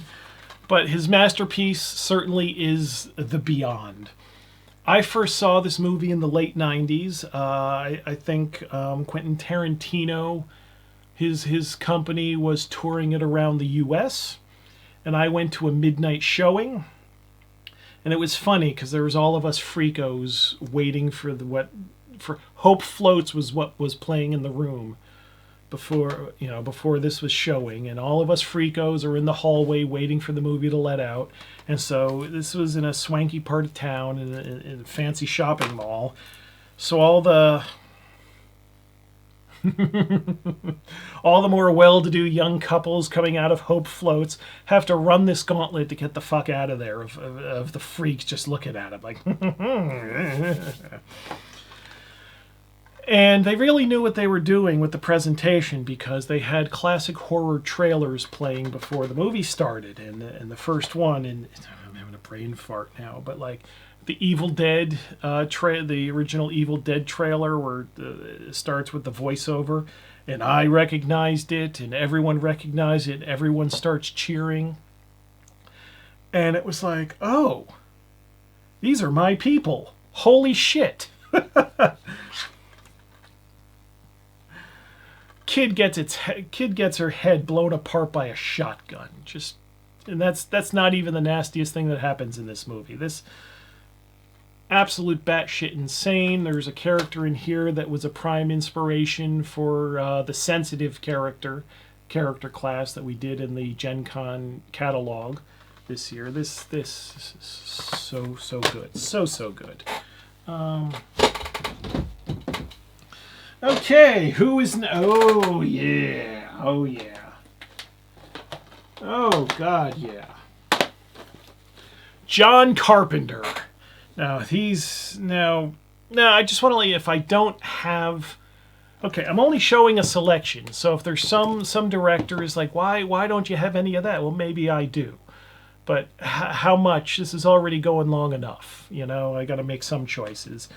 And if I'm, missing movies out of a pile from a certain director, I don't own everything. I can't own everything. You want me to own, to complete my John Carpenter collection, buy more books. That's what lets me buy more of this shit. Anyway, John Carpenter. Assault on Precinct 13. It's an interesting movie. One of the events that kicks off the plot are gang members shoot a little girl. Just shoot her dead. Bang. And the story behind that is something that warms my heart. Is that was in the 1970s, so the ratings board wanted to put an X rating because it shows a girl getting blown away right on camera. And so John Carpenter said, fine, I'll take that out. And they said, okay, you get to have an R rating then. And then he didn't take it out and just sent out the movie with the R rating, with the scene still intact. Go John. I'm a huge wrestling fan, or was a wrestling fan. Modern wrestling, I don't know. I'm old. I like everything old. But, Roddy Piper stars in a movie and They Live. Absolute classic. I love this movie. The ending is a little quick, but the movie itself, just yeah. They Live. Big Trouble in Little China is less useful for our current purposes, but this movie is great fun. Highly recommended. Christine, Stephen King adaptation. For me to really enjoy a Stephen King adaptation, you really have to change it a lot, like Kubrick did with The Shining. Prince of Darkness, the dream sequences in this, just oh God, John Carpenter, he was so good. Less good as time went on, but what are you gonna do? And then The Fog, decent. But his masterpieces, In the Mouth of Madness, very much in the Lovecraftian vein. It's just great. Sam Neill is. How does Sam Neill get to be in all these kind of weird movies? Omen 3 and Event Horizon. Not the greatest movies ever, but he gets juicy parts in those movies, and in Possession, and then he does this, and he also was male lead in Jurassic Park. What a career that man's had. But yeah, this movie is mind-bendingly awesome. And of course, there's The Thing. This might be the perfect horror movie. It's just, and again, in a Lovecraftian mold, The Thing from Another World, was it a 50s movie? I've got that too. That's pretty good. But this, and the fact that they were able to do all of this and do those alien effects and the horror effects before CGI. I mean, the prequel that came out in the last decade. Maybe it would have had some of that magic if the practical effects had been, but it was like an unnecessary story because we knew how that had to end, and they were at least respectful enough to set everything up so it's exactly like it was at the beginning of this. But it's like, if you've already seen this, that movie's completely unnecessary, and if you watch that first, it doesn't add anything to this. But yeah, highest recommendation. This is one of these, if you haven't seen this, Why are you into role-playing games? Why are you watching this video?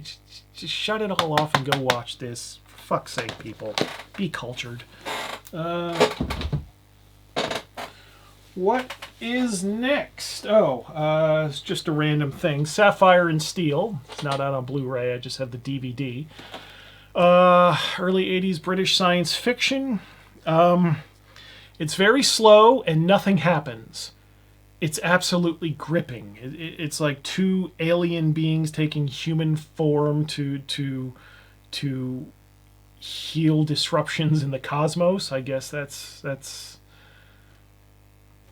how to describe it. It's entrancing. It's Patsy and Ducky saving the universe. Yeah, don't ignore that. That's good stuff.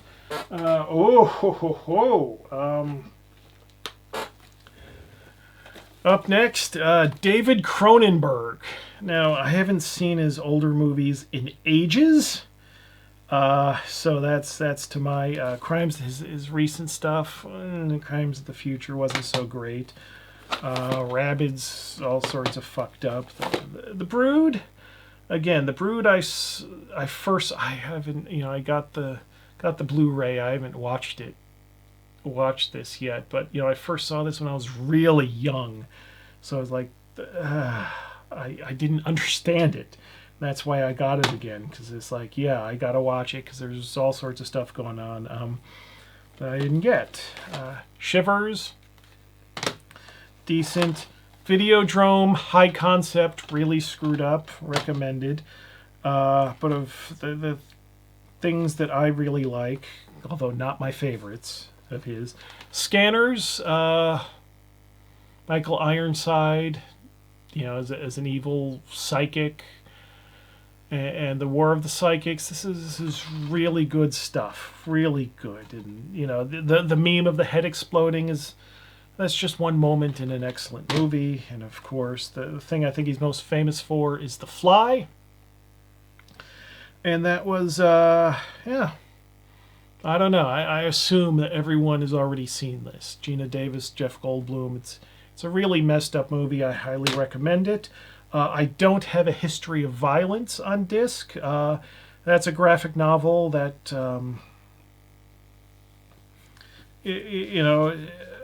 a mob story, basically. I usually don't like organized crime mob things, but that's got a different twist. It was based on a graphic novel that was illustrated by Vincent Locke, who's done all the covers for Cannibal Corpse. So that was my initial interest in it. But yeah, it's a really good movie. The other one, my absolute favorite David Cronenberg movie that I don't have on disc, but I want to mention it, is Dead Ringers. Identical twin gynecologists who go insane. They have their own custom gynecological instruments made. That it's you watch it with a woman. Like a lot of the stuff that I'm going to show you have like violence against women and whatever. But when it's done in the context of a gynecological exam, you watch the women squirm, and it's less gross, less horrific, and more just so painfully uncomfortable. It makes you queasy, and it makes you feel so awful. It's great. So yeah, Dead Ringers. Find that. I need to find that at some point. And then talking about nobody ever, people use the term offbeat. Oh, that movie's offbeat. That director's offbeat. That writer's offbeat. So does that mean like normal people are beat? Oh yeah, he's so beat. I don't know. But, oh yeah, I should say, Terry Gilliam is who I'm highlighting next. I want to tell some stories about. There's Brazil, Adventures of Baron Munchausen, Fisher King, good stuff. Jabberwocky I got into after Monty Python and the Holy Grail. It stars Michael Palin, so that was the connection. But it's not a farce like that, so I was a bit confused when I first saw that. But my favorite of his is probably the most boring commercial thing I can say, but 12 Monkeys. This is a perfect time travel, time loop, screwed up kind of mind-bending thing. Bruce Willis, back when he was capable and cared. Madeline Stowe, Brad Pitt. After seeing this movie, I started unconsciously adopting some of the mannerisms of Brad Pitt's character.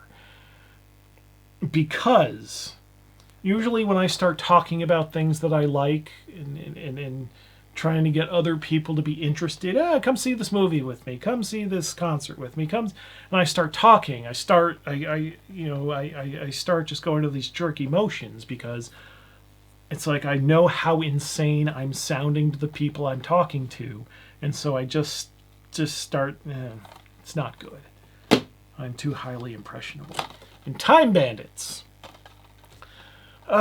This was one of the first movies that I really wanted to see that I didn't know how to see. Because it wasn't in the theaters anymore, and my family didn't have cable at the time, but I knew a family who did have cable. And I knew that Time Bandits was doing the rounds on HBO or whatever channel. And so I was always bugging them. I'm knocking on their door. Is Time Bandits playing today? It's like I knew the people. I'm not just a stranger kid knocking on the door. Can I watch your television? I knew the family. I knew the people. So it's only slightly less weird. But yeah, that's eventually there was a time. They looked at the schedule. Yeah, Time Bandits. Be here at this time and then get the fuck out of here, kid. I finally saw Time Bandits that way. I was a real little kid. Probably not. Definitely not a teenager yet. I don't know how young, single digits maybe, I don't know. Herschel Gordon Lewis. Here's a box set. The Gruesome Twosome, A Taste of Blood, Something Weird, The Gore Girls, Blood Feast, 2000 Maniacs. But I think my favorite is The Wizard of Gore. One reason for that is I remember when me and my second wife took our trip to Rome, and we were looking around for things to do, and I looked online. It's like, oh, there's a metal show playing. Oh, God. Drunken Doom Metal. I can't remember the band's name. That's so embarrassing. But Drunken Doom Metal. Look that up in the Doom Raiser, I think. Is it Doom Raiser? I think so. I hope so. Anyway. They're playing in Rome. So we go there. We get there very early, as I always insist on doing. So the concert venue is downstairs in the basement of the bar, like every place in Helsinki is. And what they're playing up in the bar, they're playing The Wizard of Gore. And that was just such an experience being, I think I had been with this woman for just a few months at that point. And we're like seeing a metal show in Italy, and now watching this classic horror movie, and the imprint of that. And then there's and then Herschel Gordon Lewis is also the source. I hope I'm not misremembering this. It'll be on the internet forever. Of the quote from the Carcass album. The Latter-day Saints of our business, one, accuse me of corrupting morality, and That's a Herschel Gordon Lewis quote from an interview with, I think, Jonathan Ross, of all people, from the 80s. So, Herschel Gordon Lewis is just low budget. I don't want to say sleaze because sleaze has negative connotations, but I don't know, sleaze can be fun. The people get upset at sexuality in media, and sometimes that discomfort is good.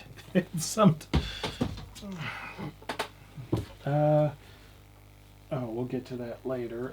Obviously George Romero. For some reason, Day of the Dead, I can't find that on disc anywhere. But Dawn of the Dead, Night of the Living Dead, absolute classic. Crazies. Martin. Just basically ground zero for everything zombie. And I know a lot of people are like, oh, I'm so sick of zombies. But the fact that some guy in the 60s just did this indie movie that created this whole thing that has saturated the world to where people are sick and tired of it, there's something amazing in that. And that night, dawn, and day. I mean, Land of the Dead and Diary of the Dead are, that's years later. He didn't have the mojo he once did, but Dawn, Dead, and Day, the movies are completely different from each other, and they're all so good. They're all so good because the focus is on the human characters, which, like The Walking Dead, can overdo that because it becomes just like a soap opera. But as far as a movie with the focus on where the conflicts are, the dead are just like this force of nature, the ever-present threat, but not the focus scene to scene mostly. It's, yeah, good stuff. Yeah.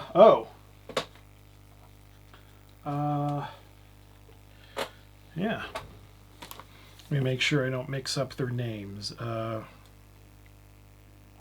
Justin Benson and Aaron Moorhead. These days they've been swallowed up by the Marvel machine. They did some Moon Knight. But their movies are trippy as fuck. Resolution, The Endless, Spring, Synchronic, Something in the Dirt. It's all multi-dimensional, time loop, kind of just... It's hard to explain. And Spring is a horror romance movie. If you're into that really freaky kind of sci-fi, like some of this is horror, but it's mostly not horror. If you're into that really freaky what's going on, I don't know how to describe these guys' work in a way that sounds coherent. But trust me, you'll want to see Endless after Resolution. Otherwise, I just assume these all take place in the same world where people are dealing with anomalies. But The Endless is excellent. Synchronic is a bigger movie, but keeps a lot of that what the fuck. And Spring is just wonderful.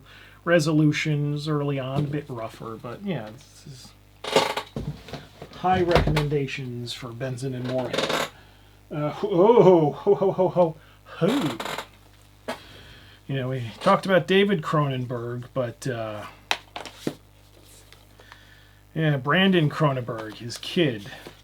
Antiviral, where people have a black market where they trade in the germs of celebrity illnesses so they can be infected by the exact same germs that infected the celebrities. Just all sorts of fucked up. Possessor, people possess other people to perform assassinations. And then Infinity Pool. I don't even know how to describe this succinctly. It's all sorts. It's takes place in a third world country where there's a resort that's walled off, but people want to see the people, the real people of the area. And what they do is they go out and end up committing crimes, and the justice system for this country, let's see if I'm remembering this right, it's been a little while, I saw it in the theater when it first came out, 2023, a couple years. What they do, what the justice system does is creates clones of you and then executes the clones for your crimes. And so this just encourages some of these people to just go commit more crimes because, hey, the clones aren't me. But then there's the question of, are they actually executing the clones? Or it's a fucked movie. High recommendation for Brandon Cronenberg. I think if he continues the level of quality from those three movies to future movies, he's going to match his dad in as far as being a filmmaker. And then, this is going to be controversial, and I don't have all of his movies here, but I'm going to say James Gunn. James Gunn is something I want to talk about here. Super, which I don't have, is excellent, but I first became aware of him when Romeo and Juliet was first released on home video. This is before he made any of his own movies. He wrote this, directed some scenes in it, and it gives me an excuse to get trauma up all in here. This is Romeo and Juliet. Here's the promo line. Body piercing, kinky sex, dismemberment, the things that made Shakespeare great. It's the sleazy version of Romeo and Juliet with lots of blood and lots of sex and penis monsters and James Gunn in his trauma days. Excellent. Slither, very good horror movie based on slugs.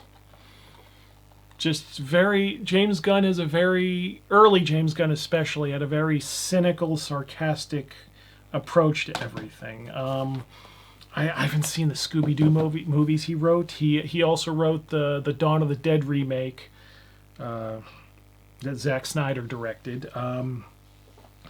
But then, of course, he ended up, he did Super, but then he also did like PG porn. I wish they'd released that on disc, because I don't even think that's on YouTube anymore. But then, of course, he got swallowed up by the superhero machine. But I think the Guardians of the Galaxy movies retained his signature style. And he's getting older and more optimistic about the world. And one thing that he does in his movies, especially these days, is the found family thing. Misfits banding together. The Justice Gang from the Superman movie, which I got here, and James Gunn made it. But like the Guardians of the Galaxy, the Suicide Squad has that thing going on, and there's season 1 of Peacemaker, which was all sorts of screwed up. Season 2 has got a lot of screwed up stuff, but yeah. James Gunn, I think, fits for especially his early stuff with that really nasty edge he had, but also with the obvious. It's like it's surprising because of his content that he ended up in the position in the movie industry he has now, but it's not surprising if you were paying attention to his craft all along.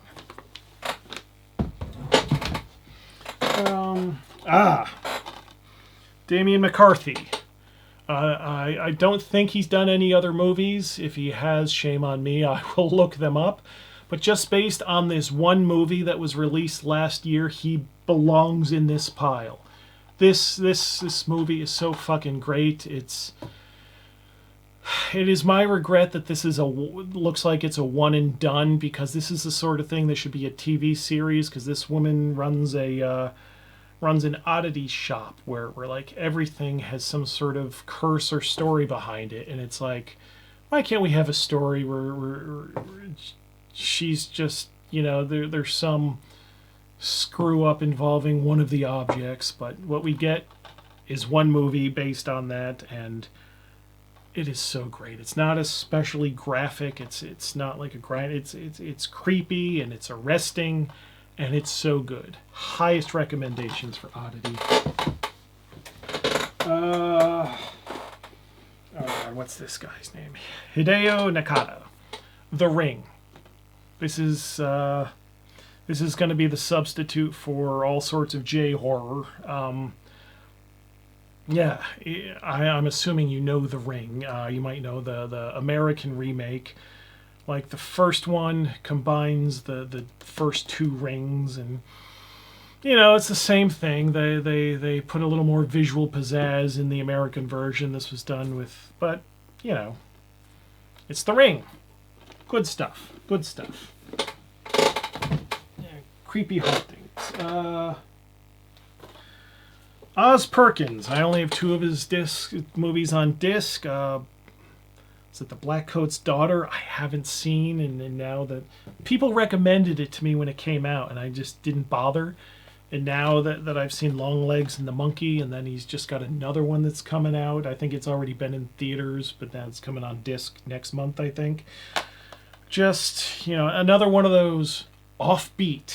The Monkey was just hilarious horror comedy. It's like a very horrific movie, with the comedy being our main characters are just so over it and they don't react. It's just like, oh, this shit again. And that's where the comedy comes from. But all sorts of wild shit happens. And Longlegs, when I saw it, it was like hypnotic. It was like something out of time. Like it wasn't made like what is this, last year, I think?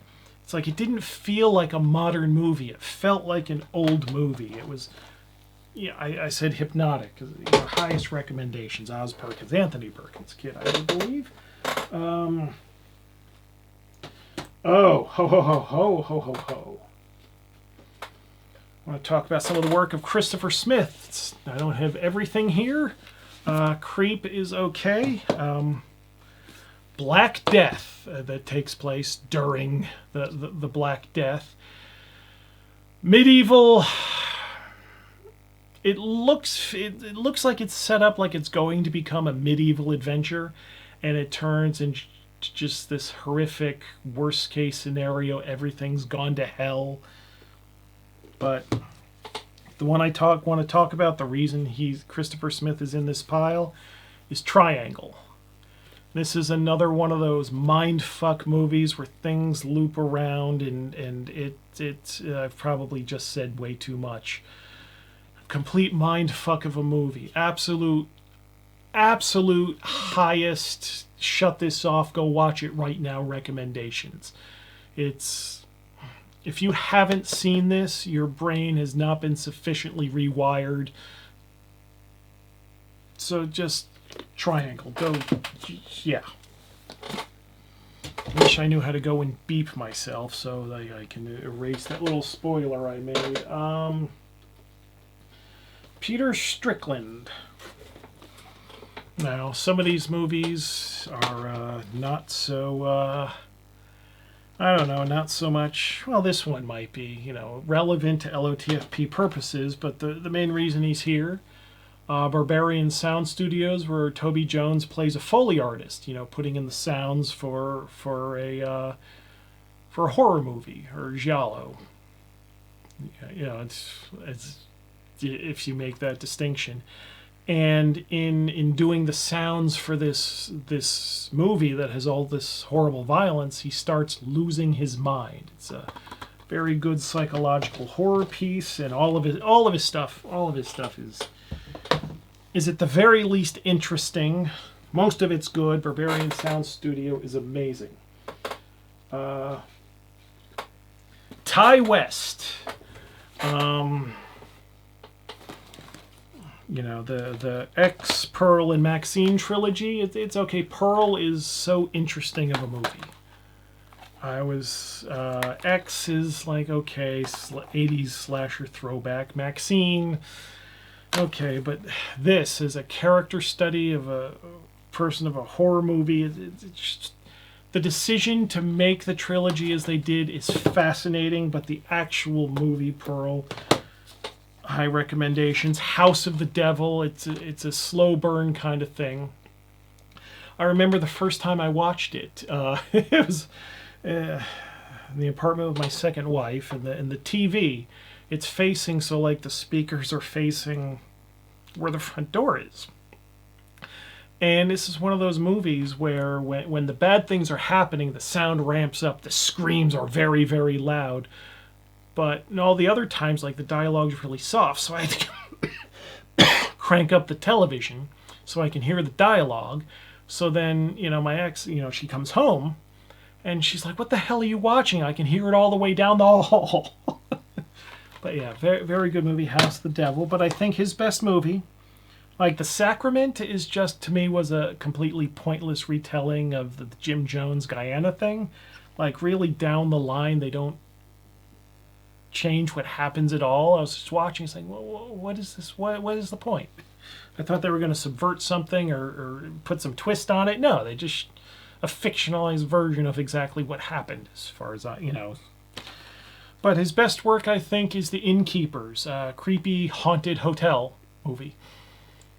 That's basically it. It's not especially graphic. It's not. Yeah, it's just good quality, creepy stuff.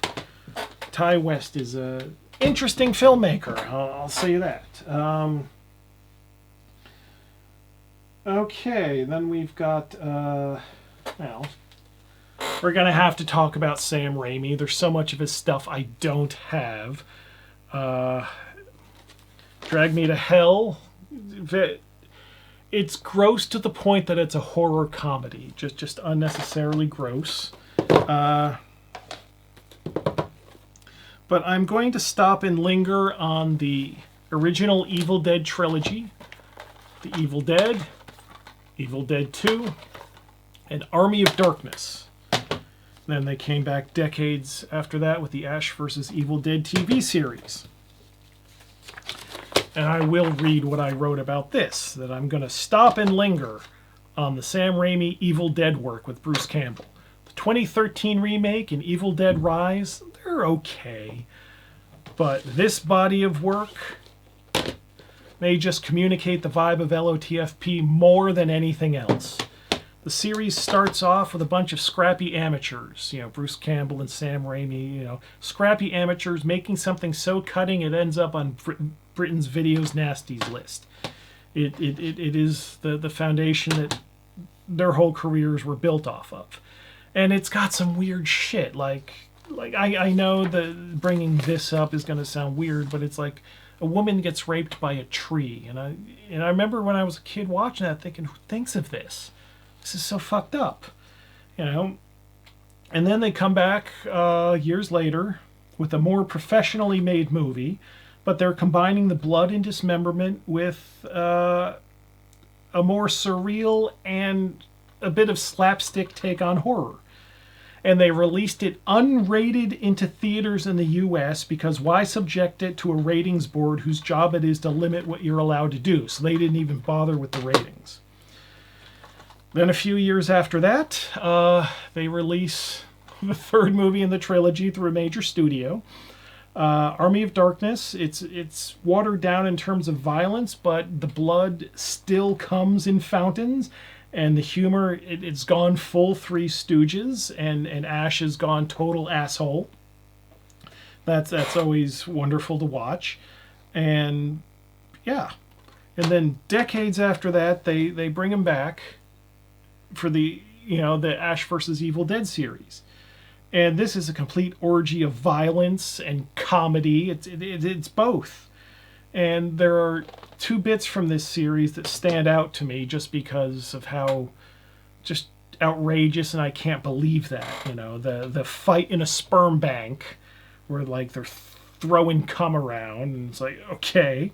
And then the scene in the morgue where our hero gets his head stuck up a cadaver's ass and runs around with that for a bit. And then the whole series ends in a post-apocalyptic future with Bruce Campbell firing up an Oldsmobile-converted Mad Max style, and he's got a sexy cyborg sidekick while the soundtrack is jamming Deep Purple. You can't get better than that. I think that let me pop up my favorite of the bunch.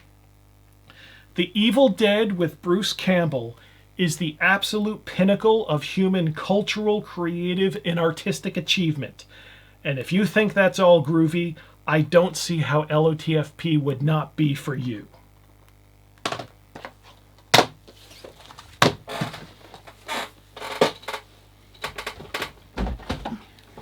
And then, look who we have here now.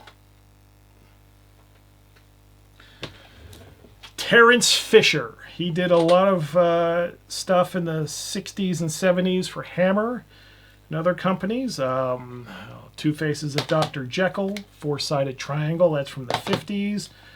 Brides of Dracula, The Horror of Dracula, the first one with Cushing and Christopher Lee. Dracula, Prince of Darkness. He also did the Curse of Frankenstein for Hammer. Peter Cushing as our good doctor there.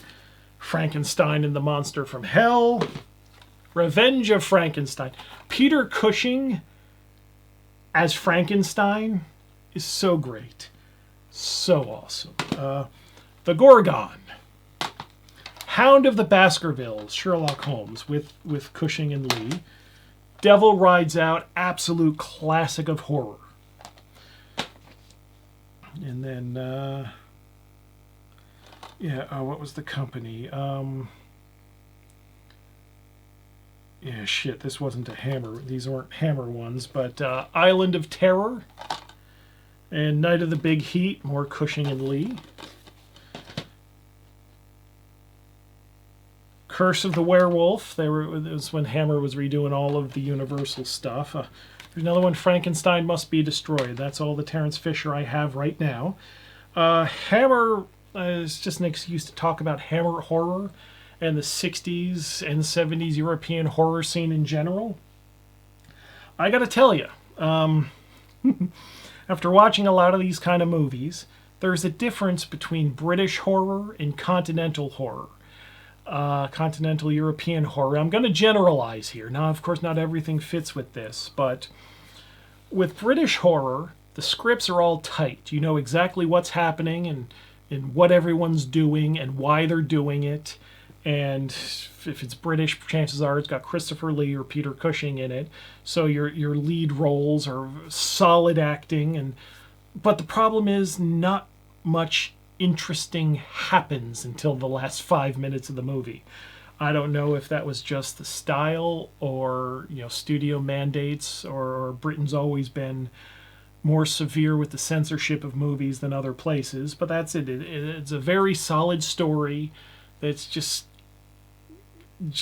talk until the very end. Whereas European horror doesn't make any fucking sense, but wild shit is happening all the time. And speaking of which, I want to point out European horror. This is from 1967. Death Laid an Egg. This movie is so nuts that if you haven't seen it, and I'm guessing that's going to be a majority of you, what I want you to do, this movie's, let's see, this is with the director's cut with the extra footage, 104 minutes. So what I want you to do, if you haven't seen this, just pause this video. And then go to your wife, because most of you watching this are men. So go to your wife, pretend you want some sexy time, handcuff her to the bed, put the gag in her mouth, and just leave her there. And then get the kids and just stuff them in the refrigerator and just sit down and watch this movie. Uninterrupted. 104 minutes. Yeah, afterwards when you let the wife loose, she's going to be all pissy, but how different is that from normal? And then, when you let the kids out of the fridge, it's not a freezer, so it's not going to be like ginger snaps where you got to take an ice pick to get them out of there. They'll just be like blue and limp, and they won't ever smile anymore, but on the other hand, you don't have to feed them again, so But then you get to watch the movie, uninterrupted, because none of those fucking people will let you just sit down and watch a movie uninterrupted, so priorities. But this movie is so fucking strange. And a good example of European horror. So let me clear this space here. See, if I had the good sense of editing or hiring an editor, this is the bit we'd clip, but I don't, so we won't. I have no idea how many hours I've been doing this. Let's see here. Yeah, I want to mention, also very important, The Young Ones and Freddy Got Fingered. I am going to assert that these are the exact same types of comedy. Our protagonists are complete psychopaths, and it just abject misanthropy and over-the-top violence are the primary vehicles of the comedy that both of these works utilized. That's their entire style, and the Young Ones, I I think I was a teenager when I first saw this. Maybe, no, I was still in Connecticut, a little before. It was airing on MTV in the afternoons, so I would go over to this kid's house that had cable, and I would watch it with them. And it was the same block. MTV, I think, was also showing Monty Python Flying Circus. So just watching this complete anarchy happening. Made an imprint. Freddy Got Fingered. My first wife showed this to me, and my brain rejected it. I just could not accept what I was seeing. It was just too strange and too stupid. But then, after me and her split, what I found myself doing is I would start showing this to people to try to disturb them, to try to really, look at this stupid thing. But I started seeing it so often, it's like, oh, I get it. I get what he's doing now. It's the same fucking thing. It's the same thing. I maintain that is true. And that sense of anarchy and just going over the top with the violence, it's not always intended to disturb. And the misanthropy and, showing absolutely psychopathic behavior, it's not always supposed to disturb. Sometimes it is supposed to be so over the top that you're supposed to laugh at it. And that, I think, is very important to point out.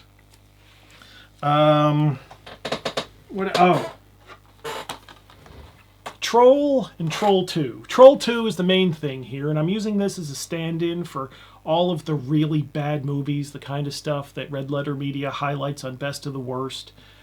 A lot of those movies are, there's different kinds of not good. Like, the problem with Troll 2 is that it's absolutely nonsensical. Well, it's silly. The person making the movie thought they were making a serious horror movie, and it's just silly. It makes no freaking sense as a horror movie. Although, it's competently shot, and you can follow the narrative. But those kind of movies, and I remember when that first came out on video, I was into how silly Troll 2 was before it was cool. The first Troll movie, though, is actually a very good kids' horror movie. And it has one of the most amazing scenes that I've ever seen in any movie. I'm going to spoil a bit of the ending. But, June Lockhart, plays the kindly old witch mentor character. And, at that point in the 80s, everyone knew who June Lockhart was. She was the mom on Lassie. She's in one of those, in the running, one of the people in the running that she's America's mom. And so then when the threat ramps up and she goes into battle, the film does this excellent thing where she's picking up her spear or halberd, whatever it was, off the wall. And when she turns around, she's younger and ready for battle. And it was a transformation of June Lockhart to her daughter, Anne Lockhart, who I'd known from Battlestar Galactica, Knight Rider, guest appearances. And just the way they did, like, pure movie magic. No computer nonsense in those days. They had to figure out how to do it just through pure trickery. And just that, because, it's just one of those moments as a kid that just sticks with me forever. But bad movies often have very excellent ideas hidden in their awfulness. And, of all the stuff I'm telling you highlights of what I saw as a kid and what I loved as a kid.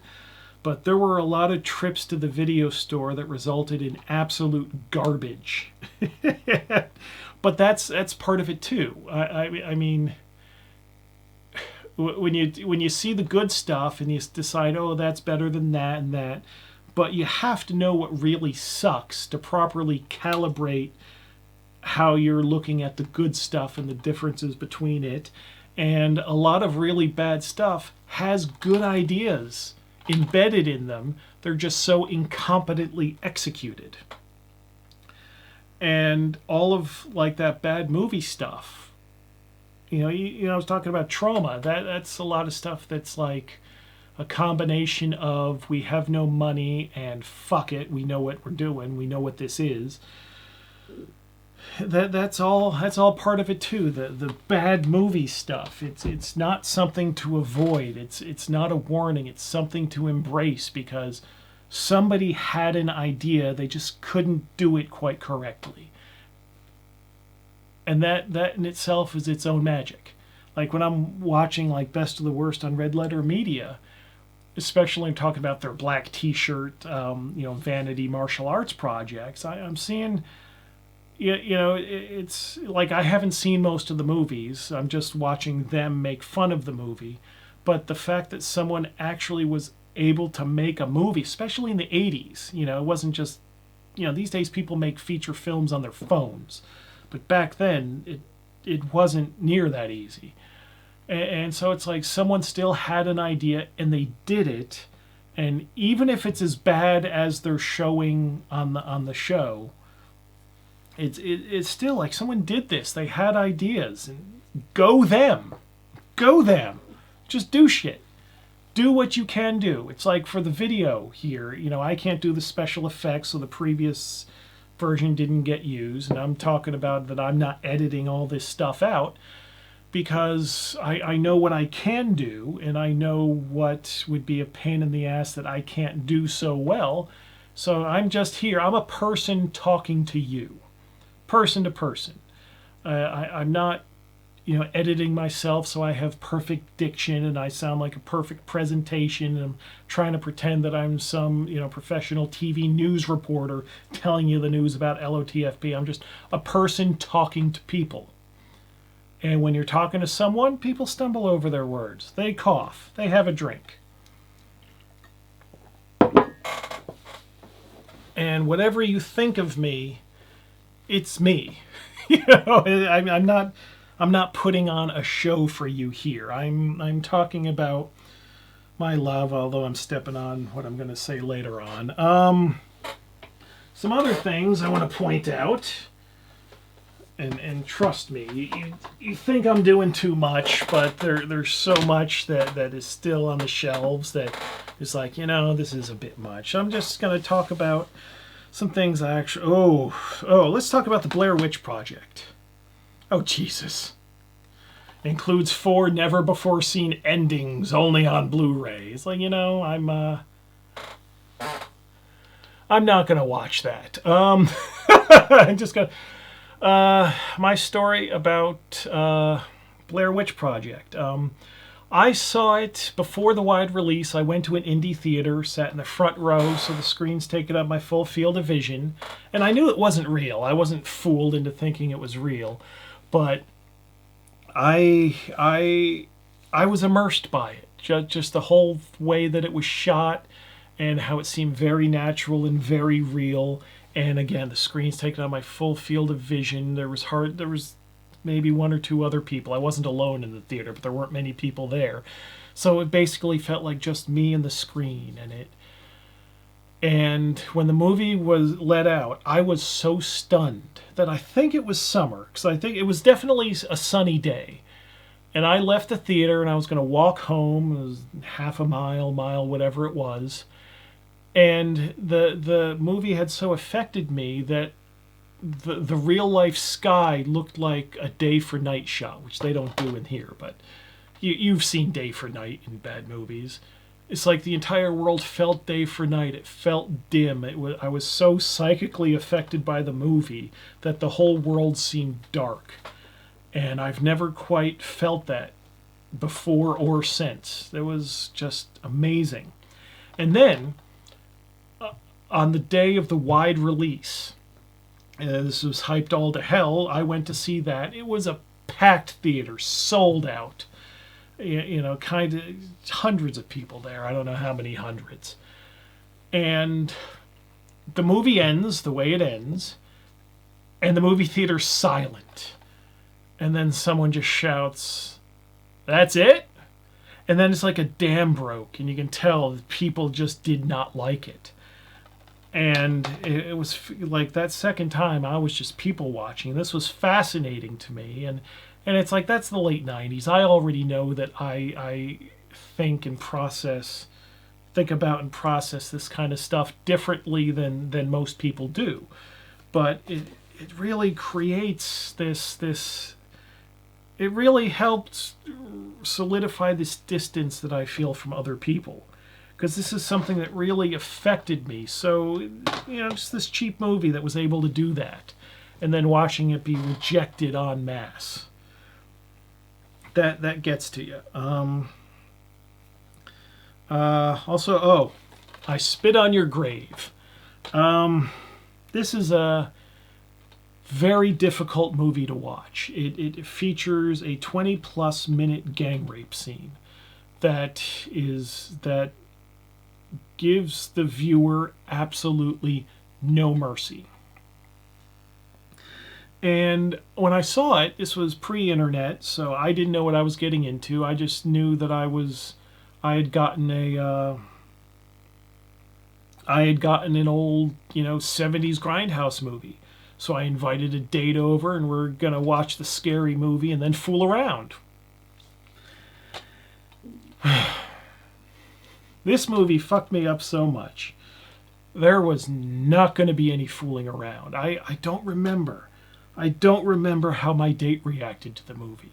I just knew that there was no way I was engaging in any sex. I was not physically capable of engaging in physical activity. I like to say, the way I remember it, and I like to say, is like, oh, yeah, I couldn't get hard for a week after seeing this movie. I don't know if that's true, but it was definitely a period of time, maybe a few days at least. That's how bad this movie fucked me up. And it's one of these things that it's just this low budget crap movie that was able to fuck me up so bad. And I'm fascinated by the power of a movie to do that. That the fiction of this movie made it so I, was not going to be able to touch the real life person next to me. There's something to that power of film and horror media in general that just fascinates me. And that's one of the reasons why I like to poke at uncomfortable things. Because I like playing around with the devices that fuck me up. If you want to, it's I Spit on Your I Spit on Your Grave also has there's a fascinating deep dive to do about how the movie was received and how people receive it now. Because it was, it was originally supposed to be called The Day of the Woman. The story behind the movie is that the director decided he wanted to do this movie because he was the first person that came upon a rape victim in real life. And he was the one that helped her and brought her to the hospital. And that so affected him that he wanted to show how horrible this act is. And that resulted in the movie. But it was not...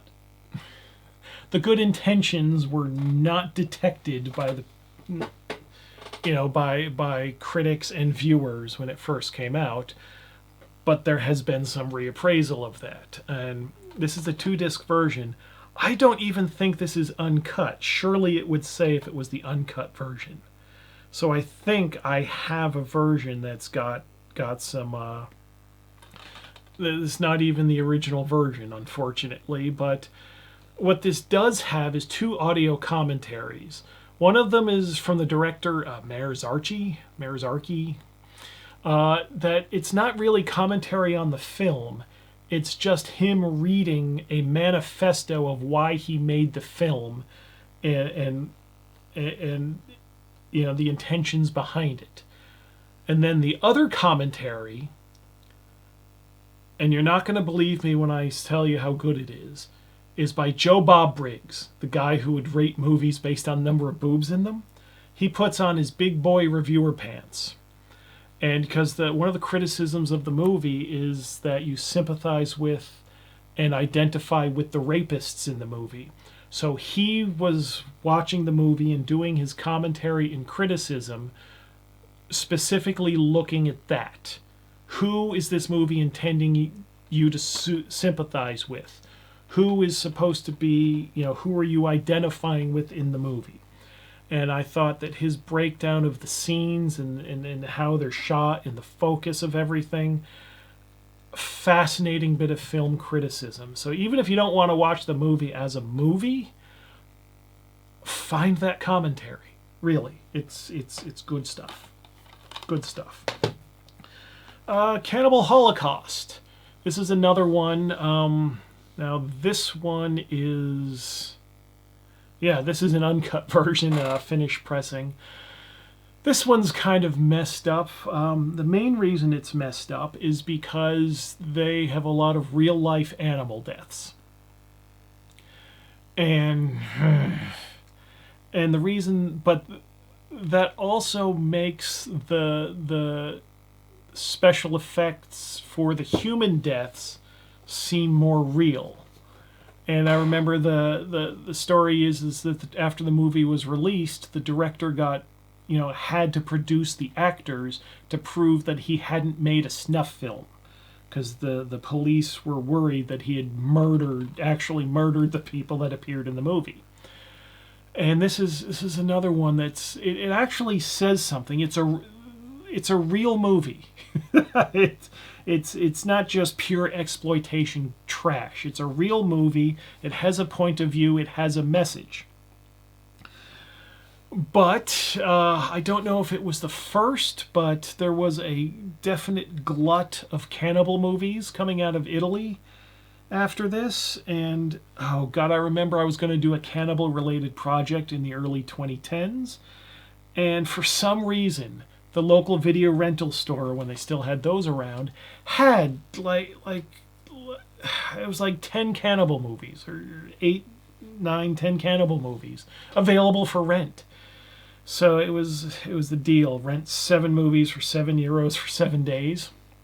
So me and my ex-wife, poor woman, watch all of the crappy, shitty cannibal knockoff movies.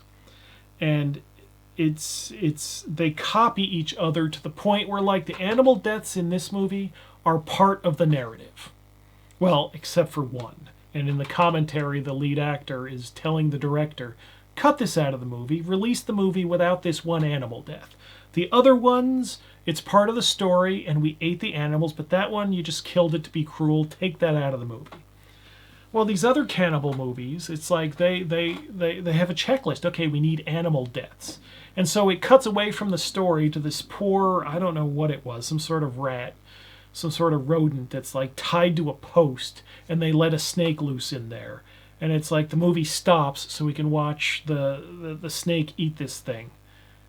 Just so it's like, okay, animal death, real life animal death, check. And it's like, and there was, in one point they cut a guy's dick off and eat it. And so that's something that has to happen in every cannibal movie.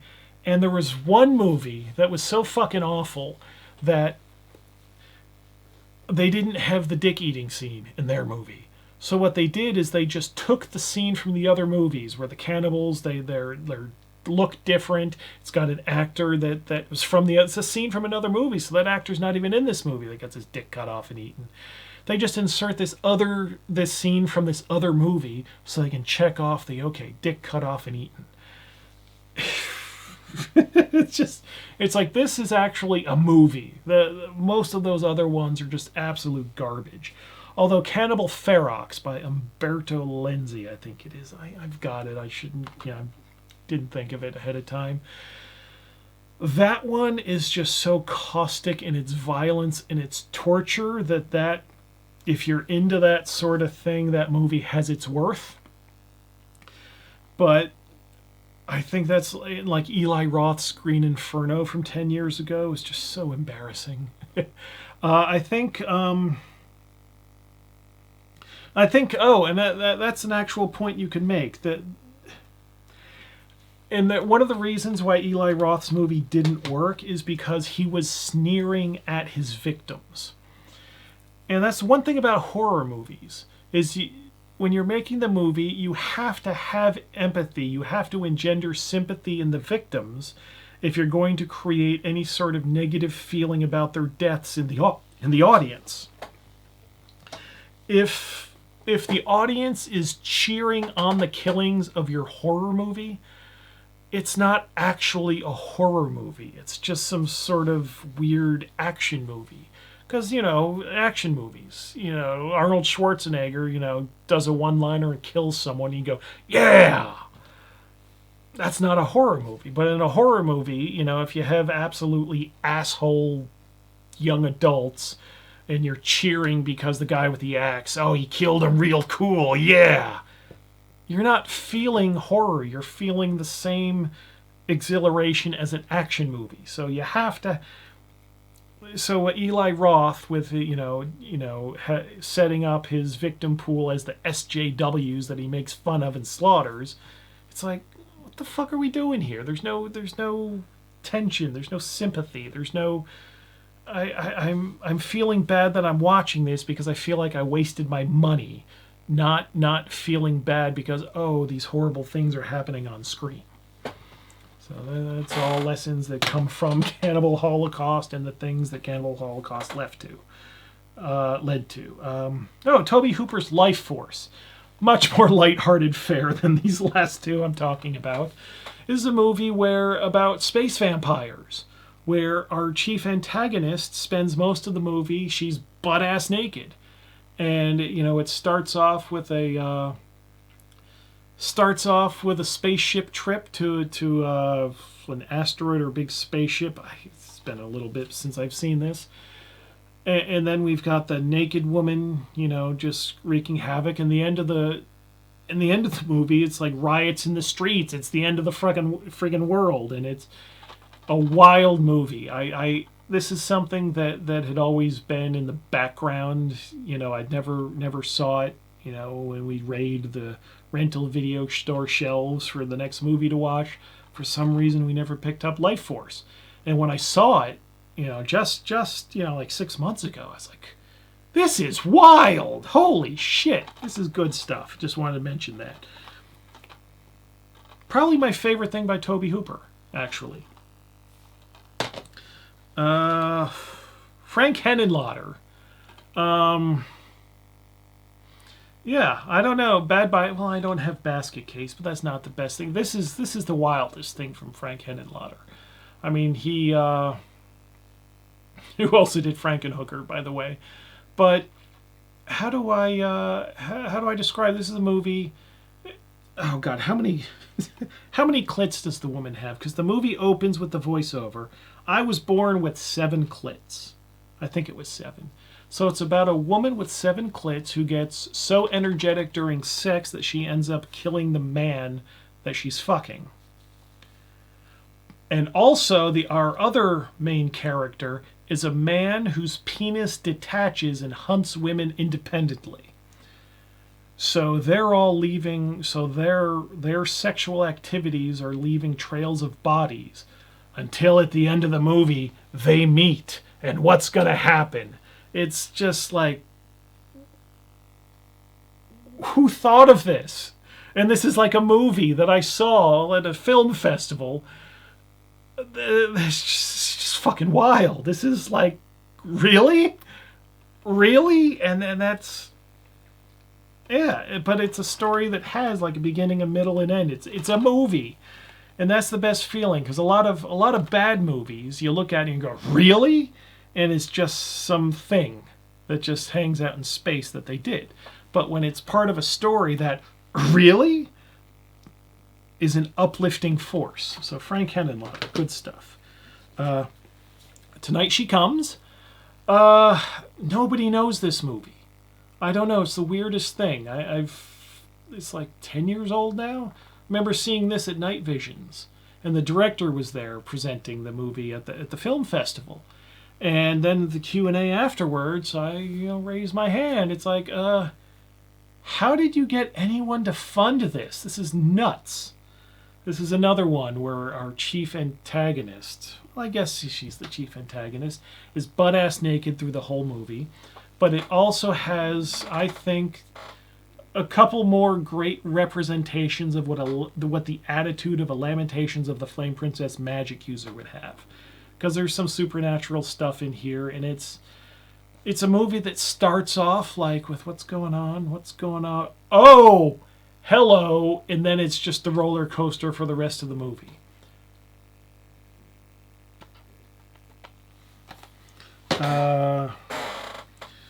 Dark City, it's going to be a stand-in for all the works of Alex Proyas. Yeah, just the shifting nature of reality. I don't know. I just wanted to throw this in here. This is good shit. S. Craig Zahler's Bone Tomahawk.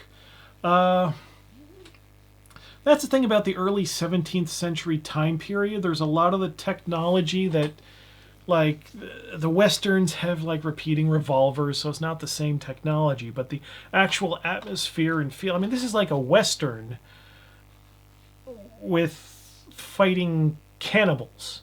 And there's that one moment in the movie where it turns from like a gritty, curvific kind of Western into, okay, if you're seeing this with a normie, showing this to a normie, there's that one moment that will change their life forever and they will hate you, and it would be so worth it just to have more people.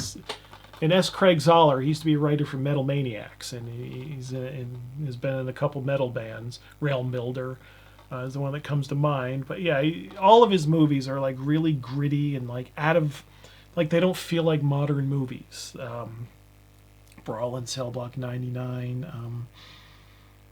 Yeah, I remember when I first saw his writing credit on The Incident. That was just, 4 guys in a band work as cooks in a mental asylum when the patients escape and go nuts, and it's like a very, very basic but no bullshit movie. And I remember when written by S. Craig Zahler, it's like, I know him. Yeah, Bone Tomahawk. Anyone that's seen this will let you know this is the good shit. Brotherhood of the Wolf. As far as doing historical adventure, again, the time period is just pre-revolutionary France, so 150 years after the time period most LOTFP stuff takes place in. But the technology is comparable, and it's the kind of cult and supernatural and historical kind of fiction, plus a kung fu Native American. This is good stuff. It's much more lighthearted. It's like not nasty shit like the stuff. This is like a mainstream French kind of action adventure with a little horror twist kind of movie. But when I saw it, it's just like that atmosphere. It's also reminded me. I guess I should have pulled my first edition of Warhammer Fantasy Roleplay and how that affected me, but for some reason I left that out of the script. Okay. And then more horror comedy, League of Gentlemen. I don't know how to describe this, but it's basically, yeah. I'll just say you want, if you're into horror and British comedy, not every sketch is a winner, but yeah, there's some messed up stuff here for British TV. That, yeah, this is pretty good stuff. Let me clear this out.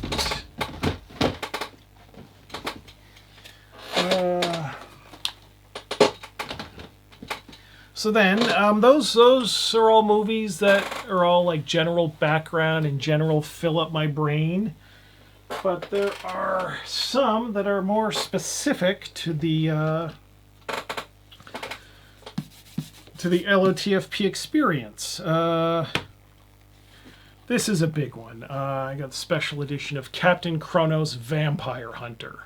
Yeah, it's right side up. The special edition takes place 30 years war kind of time period, and it's the vampire hunter, but the vampires, they have different abilities and different vulnerabilities, and so it's an investigation movie about vampire killings, and it's just from the time period and the wry humor and Carolyn Monroe. Holy shit!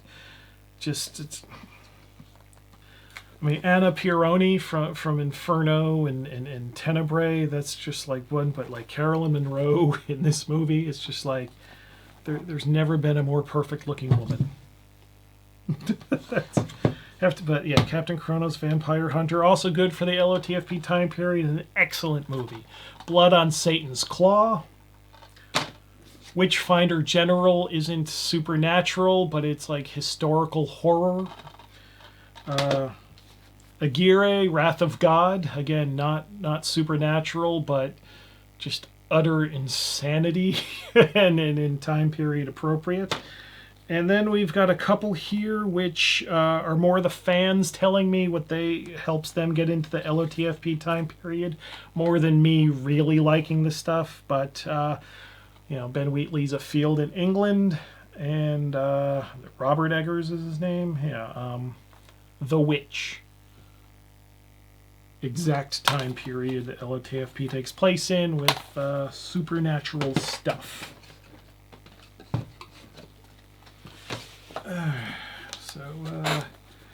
I think that's the movies. Yeah. So that's me going on way too long about movies. Now it's time to go on way too long about heavy metal.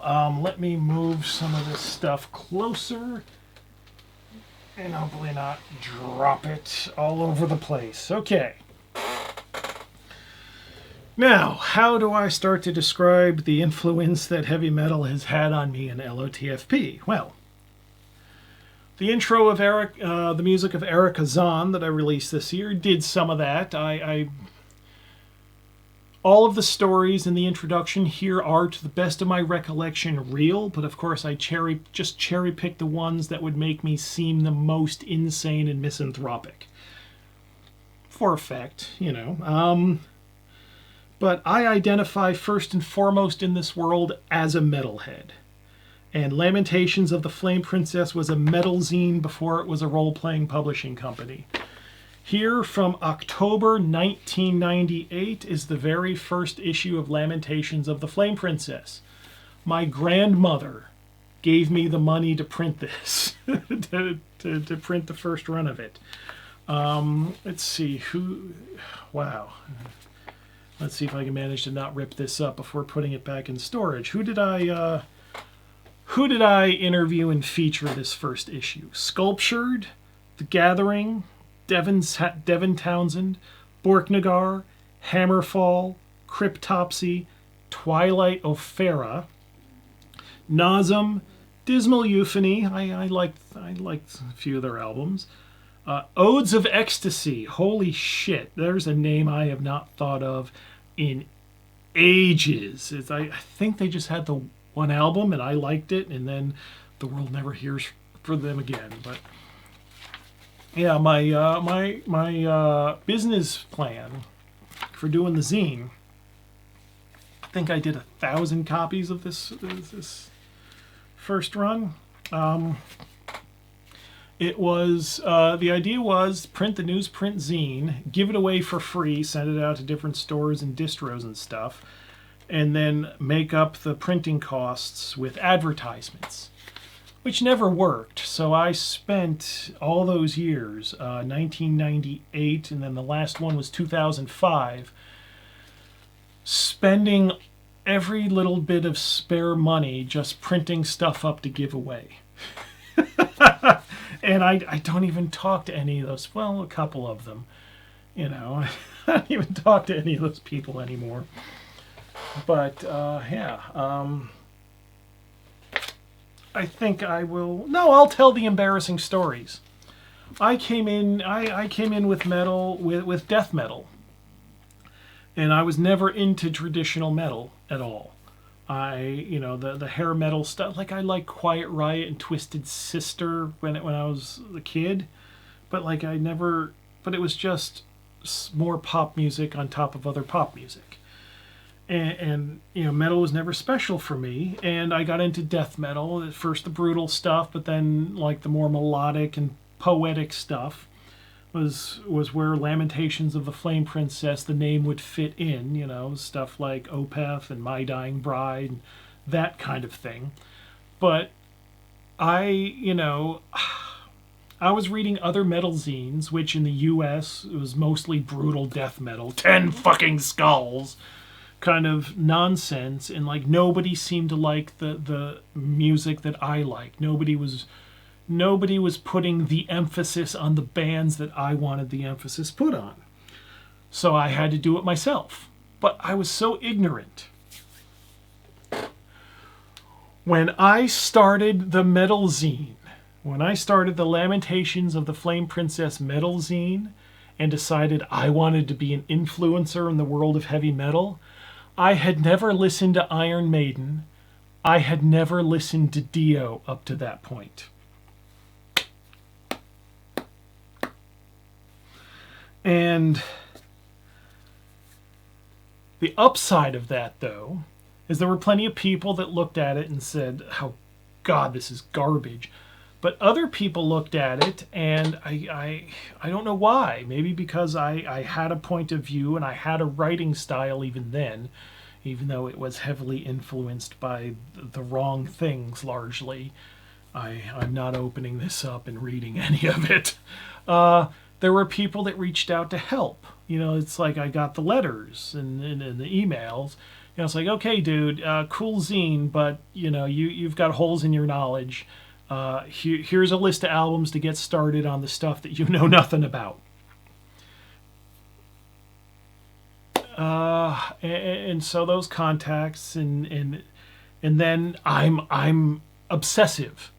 So once I realized, oh yeah, okay, this stuff, like the Iron Maiden and Dio stuff, is relevant to Kirkus and Napalm. Okay, I got work to do, and so I put my obsessive nature, and within a few years, I was caught up. It was embarrassing. I was on the phone doing an interview with Ian Perry of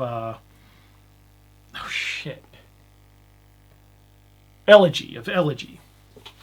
I remember he's talking about Richie Blackmore and Dio. And that's when I was like, oh, yeah, I never listened to this. Huh? What? It's like, yeah, I've mostly been like a death metal kind of guy, but, you know, the record company sent me your thing and I liked it. And right then, this is why I know nothing about Ian Perry as a person, but I consider him a nice guy. Because he could have just hung up on me or just gone cold thinking, oh, this fucking idiot. Because I was.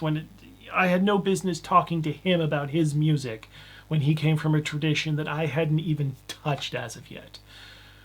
But he was like, okay, here are the albums. Here's, you know, Rainbow, Stargazer, get to it. You know, it's and I was just like, yes, sir.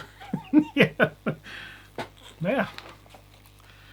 Oh, God.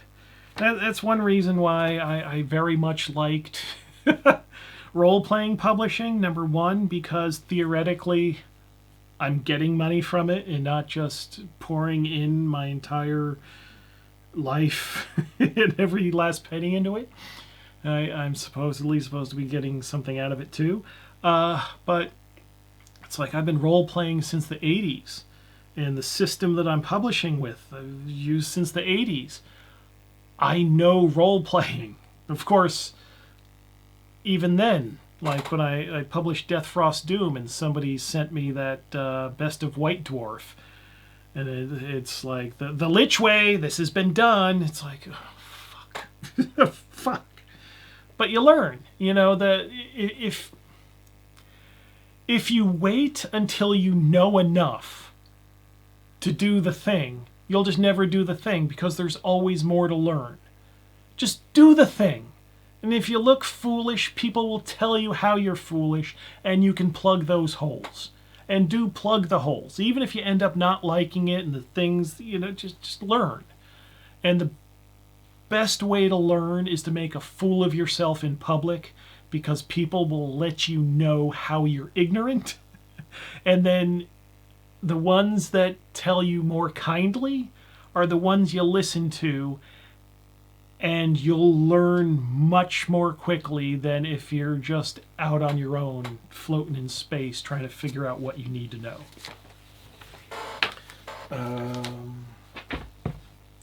Yeah. Oh, yeah. Going to talk about heavy metal. Also, especially these days, now that I've been into metal over 30 years, I'm now a veteran of the scene. Oh, Jesus Christ. Metal is the topic I can least talk about with other fans because it's very personal to me. And everybody else's musical taste is complete shit and I just won't stand for it. Yeah, I know, and it's one of those things you shouldn't say out loud. It makes me sound like a weirdo, and we wouldn't want that. But my preferred music. Well, let me tell you what my favorite bands have been over the years. Napalm Death. This is the album that started everything for me. And then after that was Cathedral, which I don't know, coincidentally, the singer of Cathedral used to be the singer for Napalm Death. And then when I started branching, into prog rock and stuff, well, no. Opeth is what started my branching into prog rock, although Cathedral was also recommending prog bands in their albums. But Opeth was my favorite band for some years, and Morning Rise. Oh, I'm so glad this is the same CD I got in 1997. It was the Century Media US pressing. It's just got the 5 songs on there. There's no, everything from like the year 2000 on has these horrible fucking bonus tracks that don't belong and fuck up the end of the album. And I have my 1997 pressing without those stupid bonus tracks. Morning Rise, definitely one of the most perfect albums ever recorded. Oh god, this is all fucked. Yeah. Hammers of Misfortune was then my next favorite band. And then Reverend Bizarre. Then Jess and the Ancient Ones. I've seen them live almost 40 times. I've seen them live almost 40 times. They're a Finnish band. I've traveled all over Finland to see them. And then in better times, when the LOTFP was just doing gangbusters business, I flew to Berlin to see them there. When the singer saw me, she was like, "You've got to be kidding me." And then I flew home the next day. And then the next day after that, I brought my girlfriend to stay a week in Vienna. First night we saw Jess and the Ancient Ones in Vienna. And then had a vacation there. And then who do I consider my favorite band these days? It's like, I don't know if I have a single favorite band now. But my top albums from last year, 2024, I haven't formulated my 2025 list yet. But my top albums from last year were 5 The Hierophants Apeiron, however you say that. Blood Incantations Absolute Elsewhere, and I had to get the big fancy, this is a CD media book version. And Grendel's Sister. So yeah, that's my all-time top music stuff. Just put that aside. I listen to metal full-time while writing, sometimes with some prog rock sprinkled in. Camel, Old Yes, King Crimson, Gentle Giant, just all sorts of fun stuff. And these musical forms are largely escapist in theme, whether recreating horror or fantasy imagery or blathering about Satan, who isn't real, or retreating into one's emotions, be it rage or sadness or what have you. And then a lot of what I listen to, the songs are often 10, 20, 30 minutes long. I've got some albums. The entire album is just one song, anywhere from 40 to 60 minutes. Or I'm listening to stuff that are short bursts of primitive noise, and you have music that literally lifts you out of this world into somewhere else, somewhere worth being. And I think that's true of most of what I've been showing you. Most of the movies, they have this quality that it's lifting out and away from my real life. The books, the things I really connect with. I'm thinking like George Orwell. It's like Animal Farm and 1984 are like brilliant works, but they're really about the world. And so there's like a certain distance. It's like it's like one step removed from reading a newspaper. It doesn't take you anywhere. It's wanting you to look closer at the world. I don't want to do that. These things that help you escape, you know? Yeah, and there is a crossover between the movies and the music and the books, because the movies and the music will draw from the books. And like the Genital Grinder, I mean, that's a Carcass song, and he titled his collection after that. You know, and so now that I've done that preamble, I will now list off 20 bands. And that's going to sound like a lot, but my first draft of this had 197 bands listed. So I've tortured myself and got that down to 20 that I think have contributed to the atmosphere of LOTFP, whether since way back or maybe yesterday. I'll only show you my favorite album of each band that I name, so I don't have to spend so much time reshelving them, because fucking hell, this is going to take all day to put everything back anyway. But I do expect you to listen to every album in every named band's discography. Understand? Every band. So, Agalloch. The Mantle. This is their best album. This is I've sort of a personal connection with the band, because after they released their first album, Pale Folklore, I did an interview with the main guy, John Haum. I forget how to say his last name.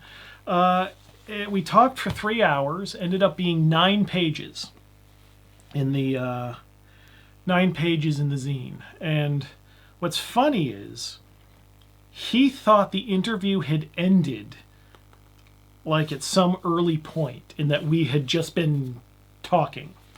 So he had no idea that I thought I was, because my interviewing style isn't just, oh, tell me about the influence for this song and blah, blah, blah. It's like I would talk about like their life as part of the interview. Like one of my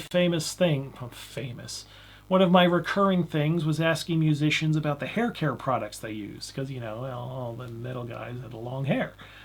You know, and to me that was part of the thing, but he thought we were just, you know, talking about shit. So when the zine comes out, you know, the next issue comes out, and he's got 9 pages in there, and it's like all this personal stuff that I never thought that the interview stopped. This wasn't a gotcha. This was me just thinking, the interview is continuing.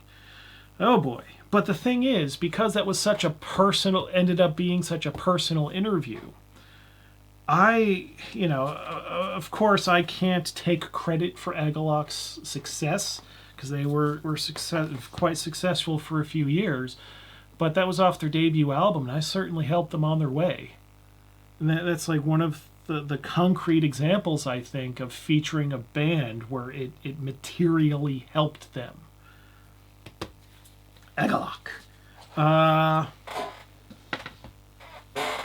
Ooh, okay, next one, Arcturus, and I'm gonna show off my big collected version. This has 5 albums in here. Aspera Hymns Symphonia is their full-length debut. And it's one of those things, when I was in the U.S. living in Atlanta, it's like, yeah, this is a cool album.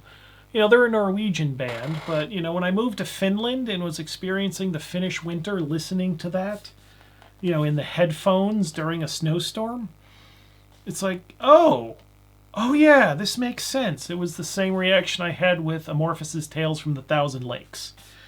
It's that kind of, the context of being here. Oh, yeah. But my absolute favorite album is, oh God, I'm going to put the emphasis wrong on all these words. It's like La Masquerade Infernale. La Masquerade, you know. I have no idea how to properly say that. I'm so ignorant. Yeah.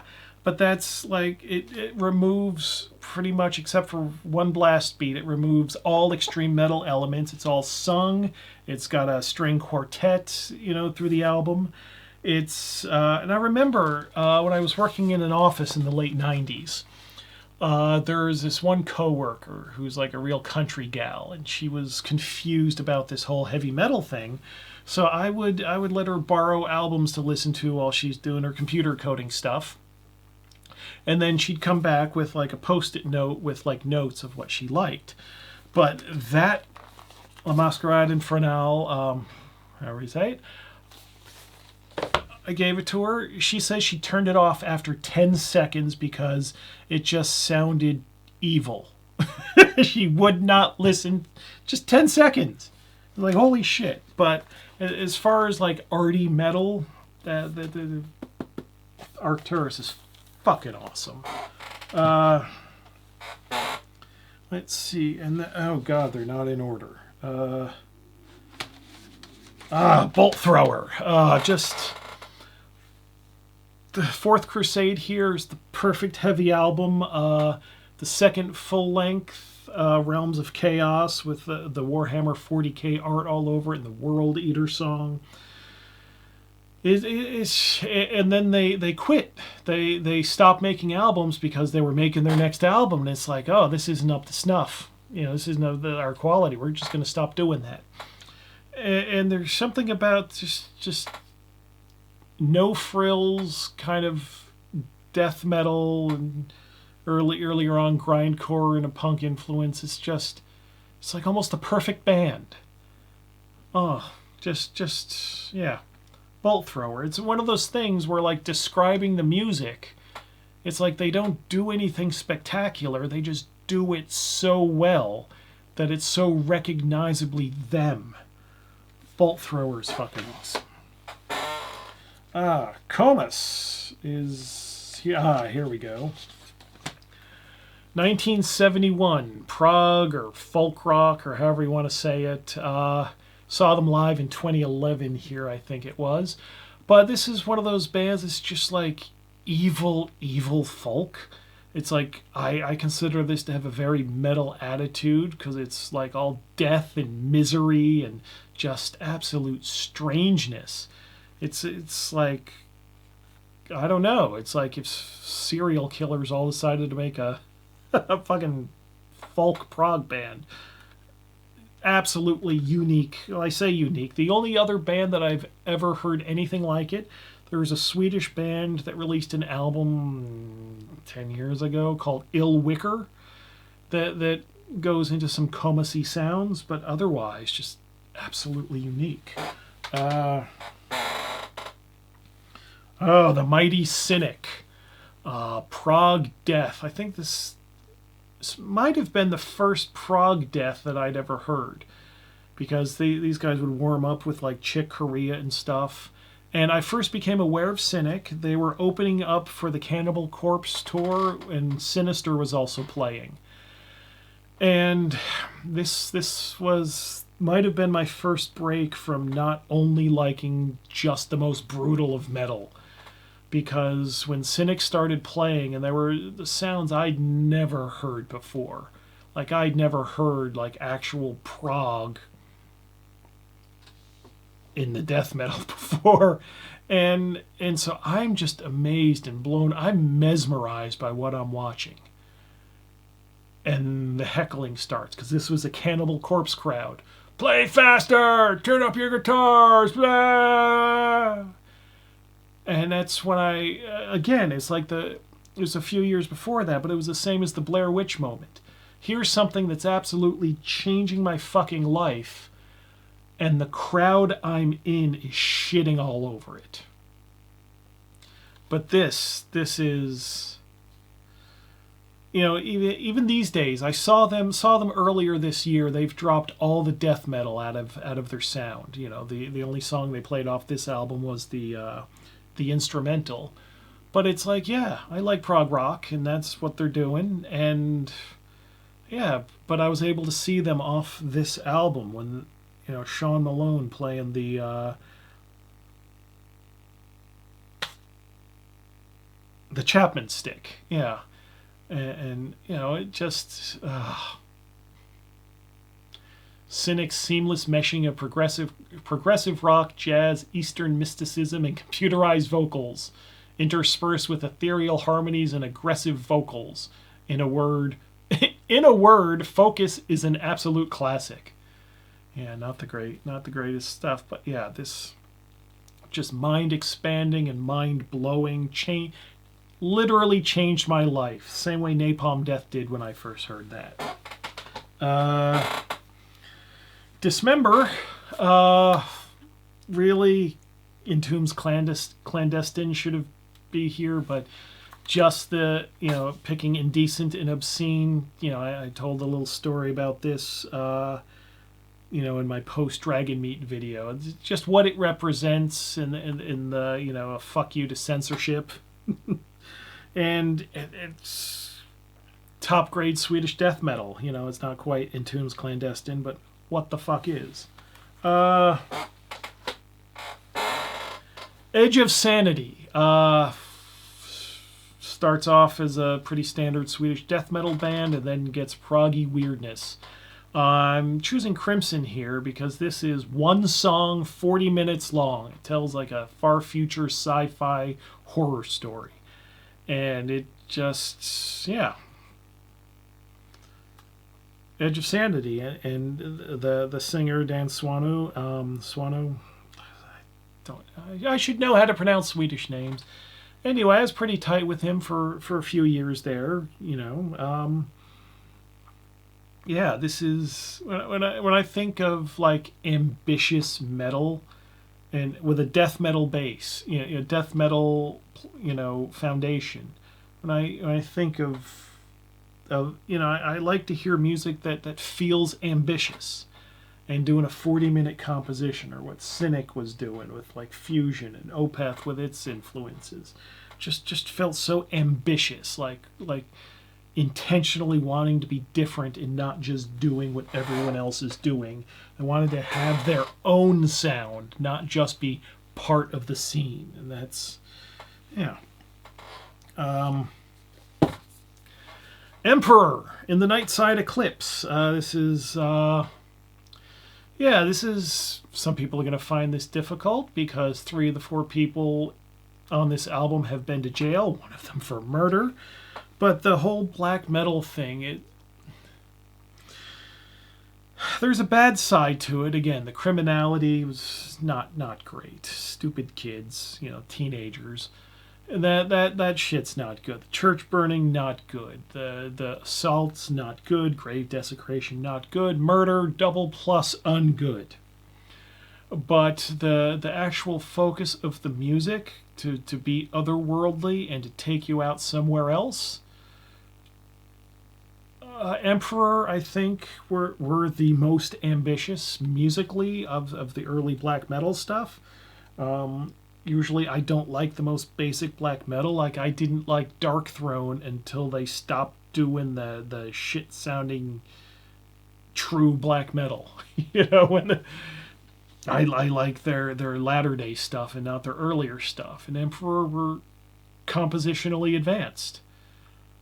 And once again, they kind of quit when can't say Prometheus was the height of their powers, but, they knew when to stop, and they do tours and they do festivals, but no new music. Because it's the thing where they were teenagers in the early 1990s, and now it's 30 plus years later, these guys are, pushing 50 or over 50 now.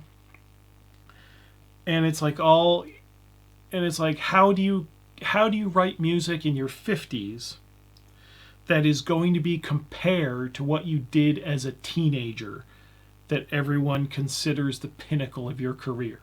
So they just don't. They've all got other bands that they're doing that they don't have to be compared to what the legendary stuff they were doing as teenagers. Flirty, Mintid Skal. Was that Skalkome or Shalkome? It's Norwegian. I don't know the pronunciation. Swedish I can guess at. Norwegian I don't know. This is a combination of black metal and prog music. Flat out. I mean, later in the career they started going into electronics, and I never like electronics. But this is so pastoral. Like, pastoral prog is what I like. And just listening to this album, It's this obscure thing. Nobody knows this fucking band. But I'm not on Earth anymore when I listen to this. I'm projected somewhere else, and it's both harsh and peaceful at the same time. And this is just the kind. This is magic. This is magic.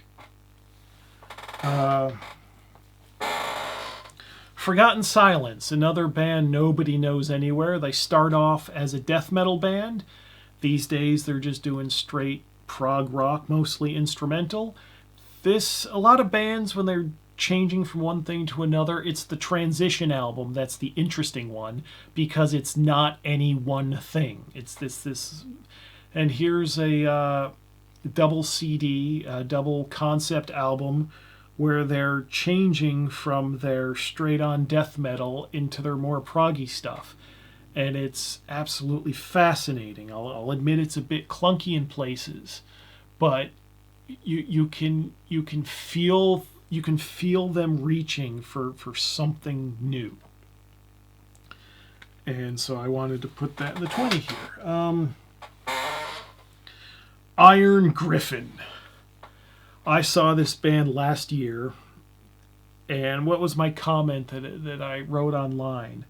Seeing this band, this makes you want to start a cult dedicated to this band. Just magic heavy metal from another age. This feels like they're not all raging to be metal tough. It's like soft. I don't want to say soft, but the woman that the singer, she's so perfect and clear with her voice that it's not powerful metal, but it is magical metal. And it was just completely mesmerizing, just standing so close to them, watching them perform, and just being like, holy shit. And yeah, Iron Griffin, absolute top recommendations. See, I'm picking a lot of stuff that's not particularly metal, like the Mahavishnu Orchestra, pure fusion, and it's instrumental. Jazz rock fusion is what the CD says. But it's, again, these compositions, it's not a pop song that you're just, bopping along to, and, 2 verses, 2 choruses, and out, or a 3rd chorus and then out. It's just music that I'll say again, it just helps me travel away. And I'm just lost in the music. And I've said that about a few other things, but they do it in different ways. And they're different. It's just, oh God. Mahavishnu Orchestra. The Birds of Fire, definitely their best album, in my estimation. Merciful Fate. Oh, yeah. Denmark, pure heavy metal with some little proggy songwriting tricks, but straightforward heavy metal. Curse the Pharaoh, Into the Coven, Black Funeral. So it's just absolute classic, and King Diamond's falsetto. It was unlike anything at the time, and it's still... There have been bands that are pretty good. In Solitude was doing a Merciful Fate thing, Attic and Portrait, and a couple others, but the real thing, the original, shines through. It's just, Merciful Fate. Nocturnus. Back in the days, it's a death metal band, and they've got keyboards. That's so weird. I mean, that's how old this band is, but sci-fi, horror metal. Yeah.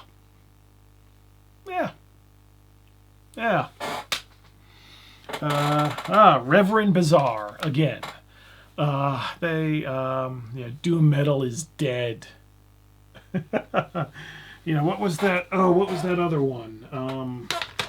They had a sticker on the other album I was showing. Where is it? Where? Oh, yeah. For their second full length, their sticker said, the biggest sellout in true Doom.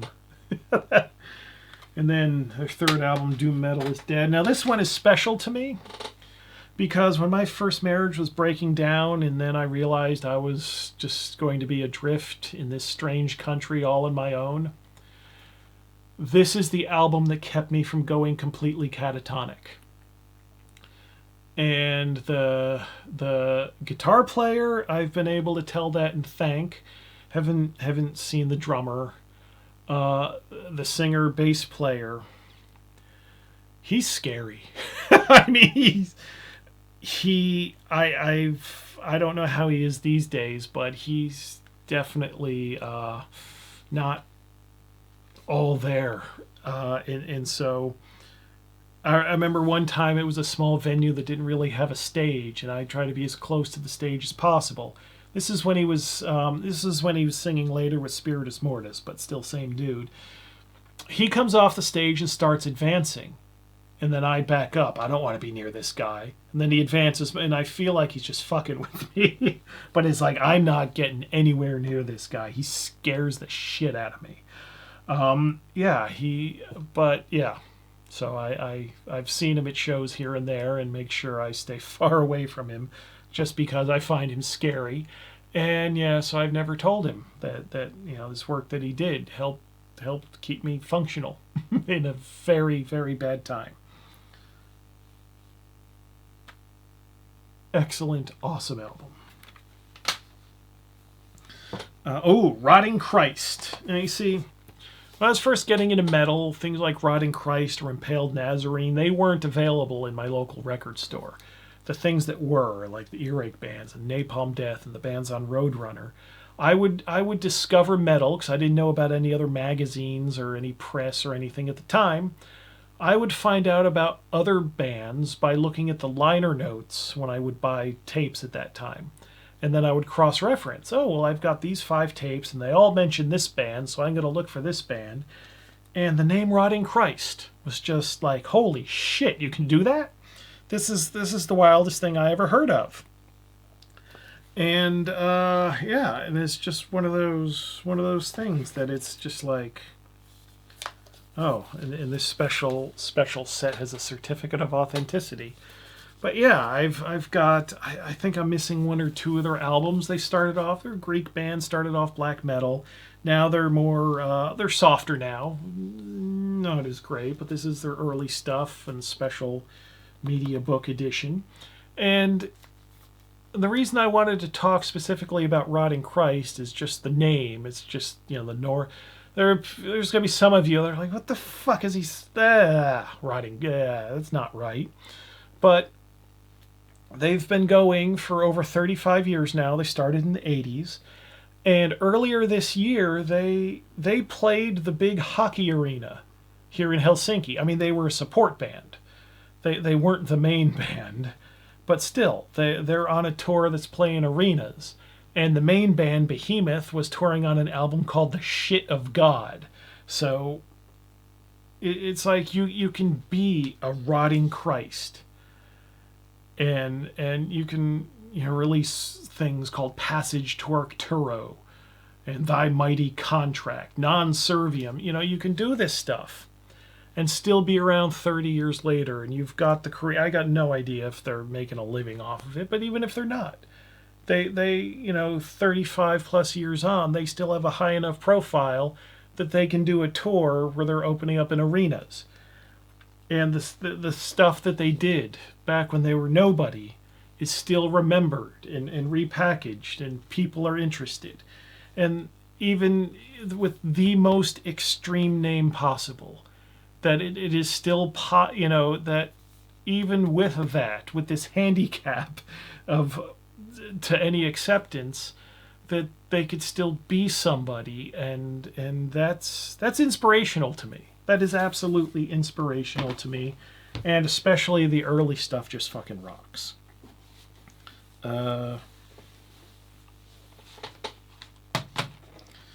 Sigh. Hail, Horror, Hail. This was a band very Venom influenced when they first started, and then got weird. Like cinematic soundscapes and proggy interludes, and these days they got a saxophone as part of the normal formation of the band. coming out of Japan. Again, another band, been around 35 years. And I saw them last year. The place was sold out. Smaller club, 800 people, but still. That's not, not every band sells out 800 people, especially not the shit I listen to. So yeah, you get a Psy album, you're going to hear things you've never heard before. You're going to be surprised. And hail, horror, hail. Solifald. Again, Norway, first album, this one, 1997. I don't know if prog combined with black metal is the right way to say it, but definitely more adventurous. They finish off When the Moon is on the Wave, which the lyrics are from Lord Byron, and they've put it to black metal. And it's this band, when they put out their first demo, were getting death threats because they were doing black metal wrong. But the very adventurous band. It's especially their earlier stuff. Like, no one has ever sounded like this album, ever, and it's just so great, so great. Getting towards the end here. Solstice, very traditional, very traditional doomy heavy metal band. The main guy in this band used to have used to run a record label called the Miskatonic Foundation, which is the last straw for getting me to explore what exactly H.P. Lovecraft was. So, and then when I started the zine, I had some disagreements with people. Yeah. And Rich Walker was one of them, because I shit on one of his bands that he released through his label, and he was not happy. I saw them live last year, first time ever, and again, it's one of those times where you're in your crowd, because like their song Sumerian Codex, just one of the most epic metal songs ever, and they played it. And I'm going to read you the words. I had studied up for the show hoping they'd play it. But I'm going to read to you the chorus, and I'm telling you, the crowd was singing along to a song from, was it 1980, 1990, 1998. This obscure band that winds from the black mountains rend and tear. I'm not trying to sing at all. Sepulchral thanes, so much walking dust. Ice-locked the nexus, an empire awaits. Axiom abhorrent, protean triumvirate. How do you get a crowd to sing along to that over 25 years later? There's something about something so obscure. And I realized it's like the opposite of the cynic reaction in front of Cannibal Corpse. Opposite the reaction of the Blair Witch Project when I saw it in the packed theater. It's like I'm with this group of people and they recognize the same magic I do. Wow. That never happens. That never, and I'm fucking tearing up. I'm fucking ridiculous. Yeah, that never happens to me. And it did that night. Fuck. And then Ulver. They started going into electronic stuff a couple albums after this, but this was like this folky, forest, trollish black metal. Not, the album after this was super aggressive, but it is like a more laid-back atmosphere. This is, no, 2 albums after. This is the first album. The second album was just folk songs, no metal. So, yeah, 3 albums later they did electronic. 2 albums later they got aggressive. The second album was folk, and this one was like black metal and folk and kind of laid back.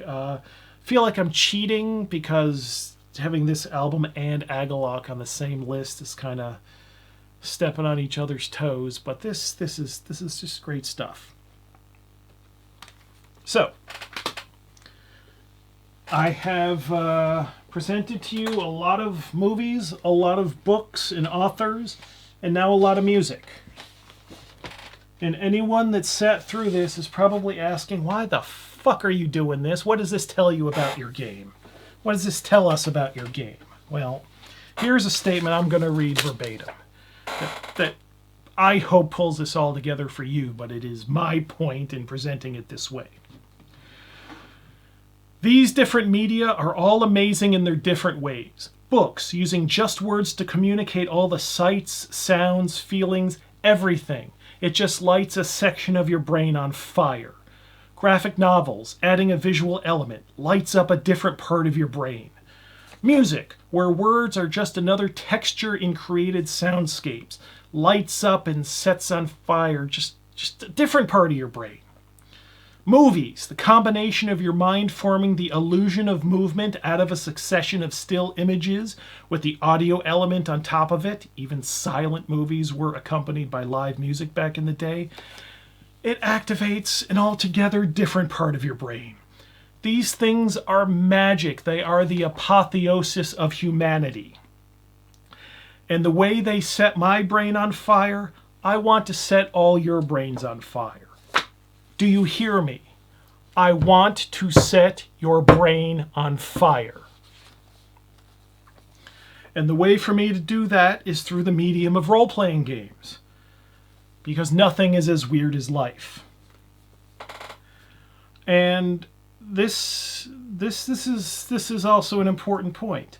I've shown you some of the wilder shit that influences what I do and what we do here at LOTFP. And we've been shut out of venues and sales outlets and review channels and have just taken so much shit for doing the sorts of things that have been done so many times before in different media. That in some cases has millions of fans. And then I get to hear shit like, well, you should expect this when you're provocative. You provoked. What did you think would happen? And you know, I have multiple times been in a 1,000+ strong crowd cheering on Cannibal Corpse as they announce songs. I don't know if they play these days, but Entrails Ripped from a Virgin's Cunt. I told that story in the intro music of Erica Zahn. And a song that is their second to last song as of their last tour, at least still, the 1994 song Stripped, Raped, and Strangled. And the reason they made those songs is for the 1,000 people in the crowd to enjoy. Okay? For us weirdos who would enjoy horror-themed music. And I do want to say with those titles, there's an assumption that I think a lot of you are going to make, and I will say I've never seen as many women as a proportion in a death metal crowd as I ever have. I've never seen a greater proportion than when I've gone to see Cannibal Corpse. And when Chris Barnes left as singer and they brought in George Fisher and the lyrics changed, and you know there was a big deal made in some circles, and we're not featuring the misogyny anymore, you know, that was making, you know, well, they can't say it was making them uncomfortable because they're still, you know, they've got the songs in their set list.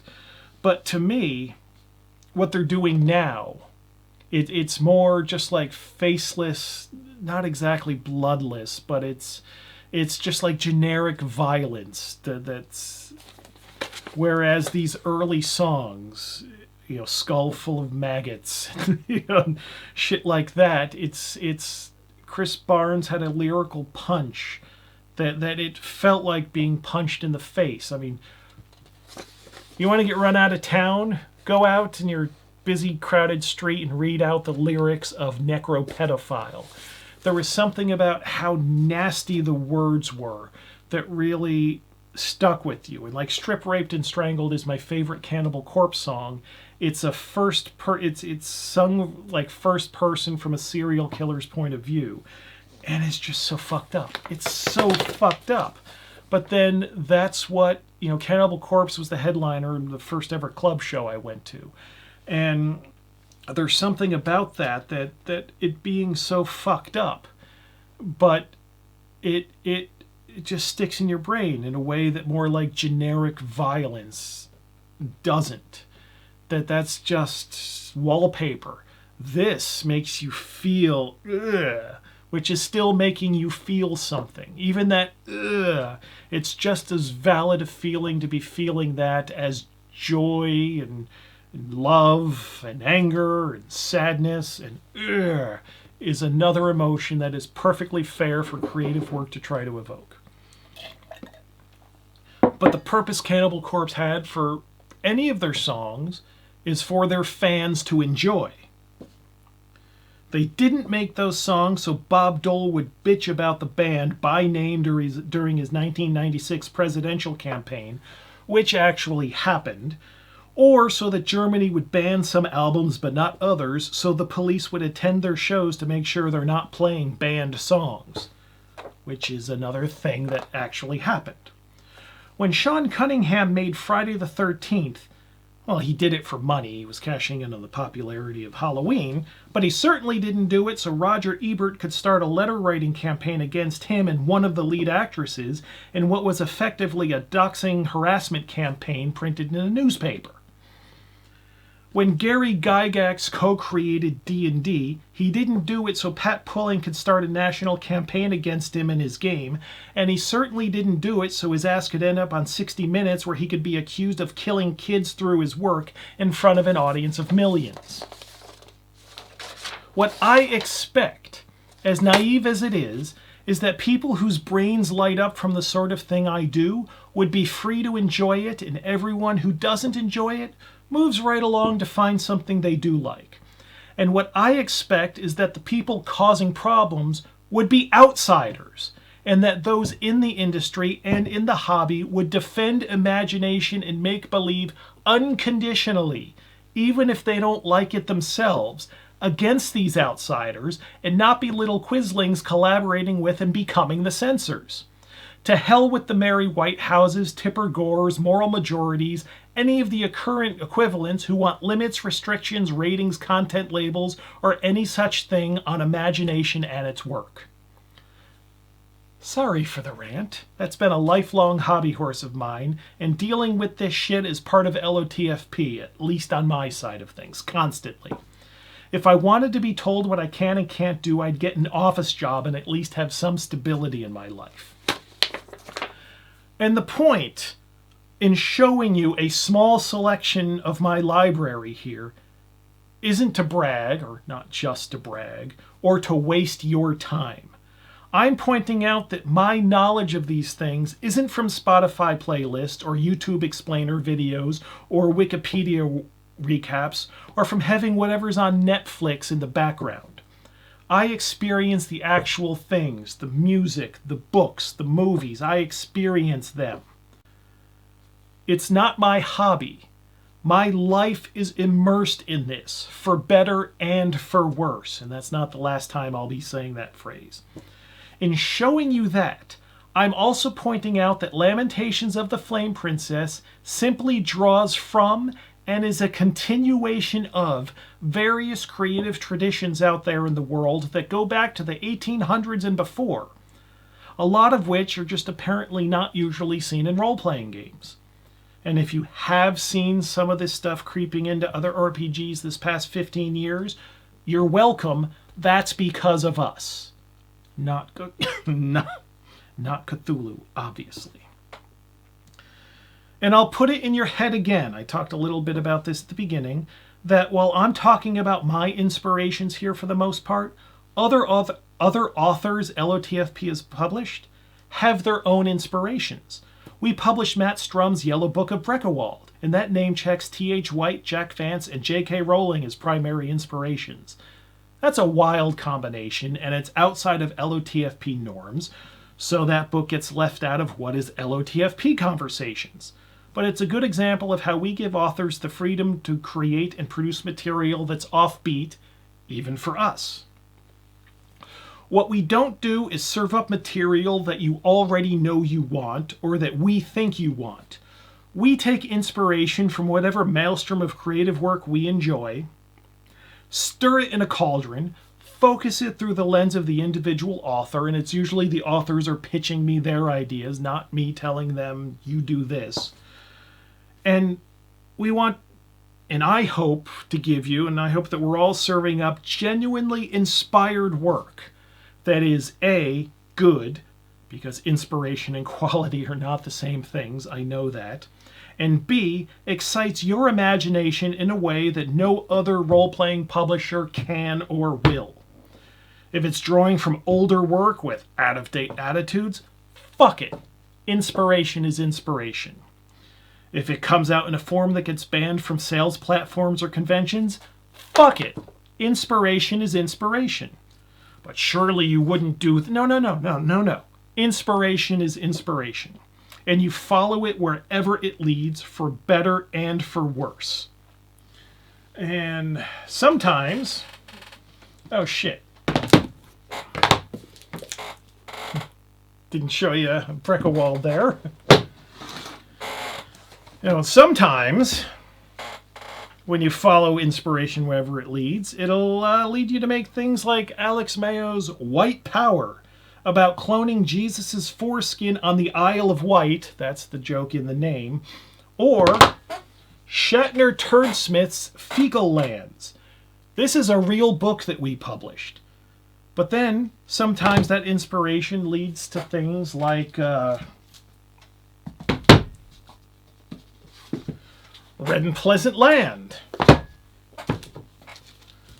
A True Relation of the Great Virginia Disastrum, 1633, or Better Than Any Man, which are some of this hobby/industry's great products of the past 15 years, bar none. You follow the inspiration where it leads, for better and for worse, because that's what creative work is. So LOTFP is not for everybody, but it, or parts of it, may just be the thing for you. Now, I gotta move some stuff over so this next section moves smoothly. Pardon me here. Hopefully I'm not going to drop all this stuff all over the table. This is another one of these places where it would be smart to do an edit, but I'm not smart. Let's see if I can not flash my ass standing up. There we go. So this should work. Okay. Now ready for the next part. So now I'm going to piss off some authors by putting some LOTFP releases into categories, so if you're new and interested, you will have some guidance in how to dive in. We've released like 100 publications so far, so it can be a bit much to decide how to approach it all. Mainly because you're a coward who just won't buy it all immediately. And we can't list everything here. We've, having published so much stuff. So to the authors whose work isn't mentioned, I apologize, and good job at least doing something unique enough to be unclassifiable. That's how we're going to do it. So, the gateway drugs, the things that most people start with, and what's recommended that people start with. As I mentioned, Death Frost Doom, and either Adventure Anthology Death if you're into really fucked up shit, or Adventure Anthology Fire if you're not. The Random Esoteric Creature Generator for Fantasy Modern... fuck, did I fuck up? God. I say this, in practice, I said this flawlessly. The Random Esoteric Creature Generator for Classic Fantasy Role-Playing Games and their Modern Simulacra, thank you, is also a popular beginning title. It's a monster generator. Rules, expansion, and supplements. The music of Eric Azan, which I've mentioned, is... it's a new class. It's a bard class for Lamentations, the Flame Princess. A whole book for one class. 6x6x6, the Mayhemic Missile Method. It's an entire book expanding the magic missile spell. Whole book, one spell. The Deck of Weird Things is a book that is all about one magic item. 64-page book detailing one magic item. And then Vaginas Are Magic and Eldritch Cock introduces a new magic system for OSR games. And then The Prestige, top regarded books that are good for general audiences. It doesn't have the very weird shit in there. A True Relation of the Great Virginia Disastrum, 1633. This was published in summer of 2024. And I'm still thinking this is the best thing we've ever published. It's about a dimensional vortex that opens up outside of colonial Jamestown, Virginia. It is the absolute best shit. Broodmother Sky Fortress. Just one of the finest examples of old school adventure writing that you'll find out there. A Red and Pleasant Land, very much award winning. The idea behind this is Alice in Wonderland if everything in Wonderland was a vampire. Then one of our newest releases, Nebulith. It's based, the setting's based on Okinawa, and it's got a great big petrified volcanic plume that is a giga dungeon, I believe is the wording they used. So, great stuff. And then, also, this is very out of print, but we published it. Veins of the Earth, a fresh look at the Underdark. Or what TSR and Wizards of the Coast call the Underdark. Fresh look at it. And then we've got what I call the historical books that lean very heavily on the early 17th century setting. Once again, Disastrum takes place in colonial Jamestown, Virginia. The Staffordshire Trading Company Works of John Williams.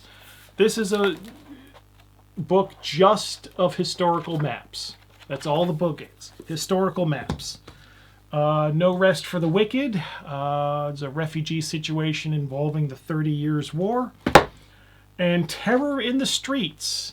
This adventure is about a Jack the Ripper kind of character who is active in Musketeer-era Paris.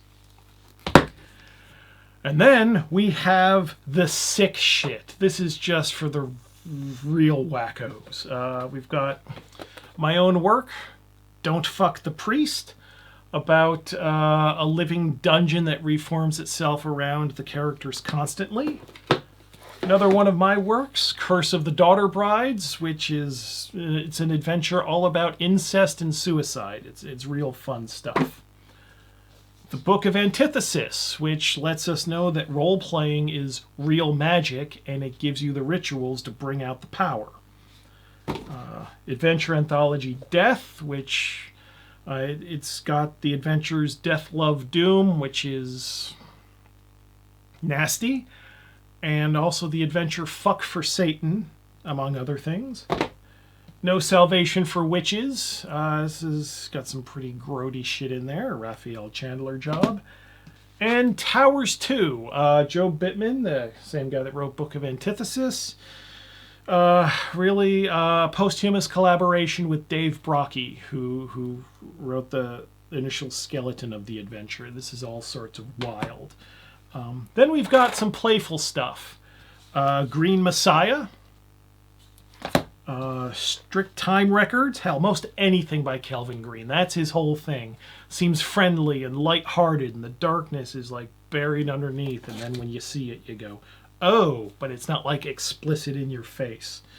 I think Galileo 2, Judgment Day, and there's no Galileo 1. The Galileo 2 Judgment Day is just a Terminator 2 joke, but, this is good fun. And my own Just a Stupid Dungeon, which doesn't have my usual death metal European horror influences. It's just a stupid dungeon. Playful, good fun. Then we've got some sci-fi adventures that have heavy science fiction and science fantasy elements. There's World of the Lost, where a spaceship has crashed in Africa. Big Puppet, where aliens have done a stealth invasion. Earth Incubation Crisis. I'll spoil it a bit. It starts off with, there were some missing girls in the countryside, and it ends up with kaiju versus mecha combat. White Power again. This has some science fantasy works going on with the cloning. And Carcosa, Lovecraft and science fiction aliens on an alien planet. Again, this one's out of print, but we published it. And then we've got some stuff that's like in the old-time adventure style, that if you slid it into your classic, your classic old-school role-playing campaign, you know, maybe people wouldn't look too weirdly at it. That's originally what Lamentations was supposed to be. Not its own game, but just adventures for other games that you'd slide in to cause chaos. But you can't get sales outlets and retail if, you know, if you're just publishing third-party adventures for small games. So I had to become my own brand. But, yeah, Lair of the Brain Eaters. This is just pure old-school sword and sorcery. And the guy that wrote this publishes sword and sorcery books from a lot of heavy metal artists, actually. So this, you know, if you're into good old-school, you know, sword and sorcery dungeon crawl, Lair of the Brain Eaters. Temple of the Worm, it's a bit weirder with what's in there, but this is a dungeon crawl. It's just what's in the dungeon is kind of strange, but that's old school. Broodmother Sky Fortress again. In addition to the adventure, there's also a best of the author's blog in print, so that's it's like all the knowledge you need to understand what old school role playing is. A few of the adventures in Adventure Anthology Blood, classic style dungeon crawl, hex crawl, you know, good there. And again, what happens in there is a little strange, but Meanderings of the Mind, it's a straight up dungeon crawl. Just insert it in. Okay. And then we have a line of things that are direct parodies, where we're taking some property and just fucking around with it. Includes A Red and Pleasant Land, as I said, Alice in Wonderland, if everything in Wonderland is a vampire, and the vampire fight going on, it's like Countess Bathory versus Count Dracula, that action. Out of print, but we did Fishfuckers. Again, that's another real book we did. It's Shadow over Innsmouth remixed. Midwinter is a midsummer parody and inversion. Blood and the Chocolate. It's another one that's quite out of print, but we did it, and that's Fucking Around with Charlie and the Chocolate Factory. Winnie the Shit is Winnie the Pooh mashed up with the Isle of Dr. Moreau, which I thought was quite clever to do.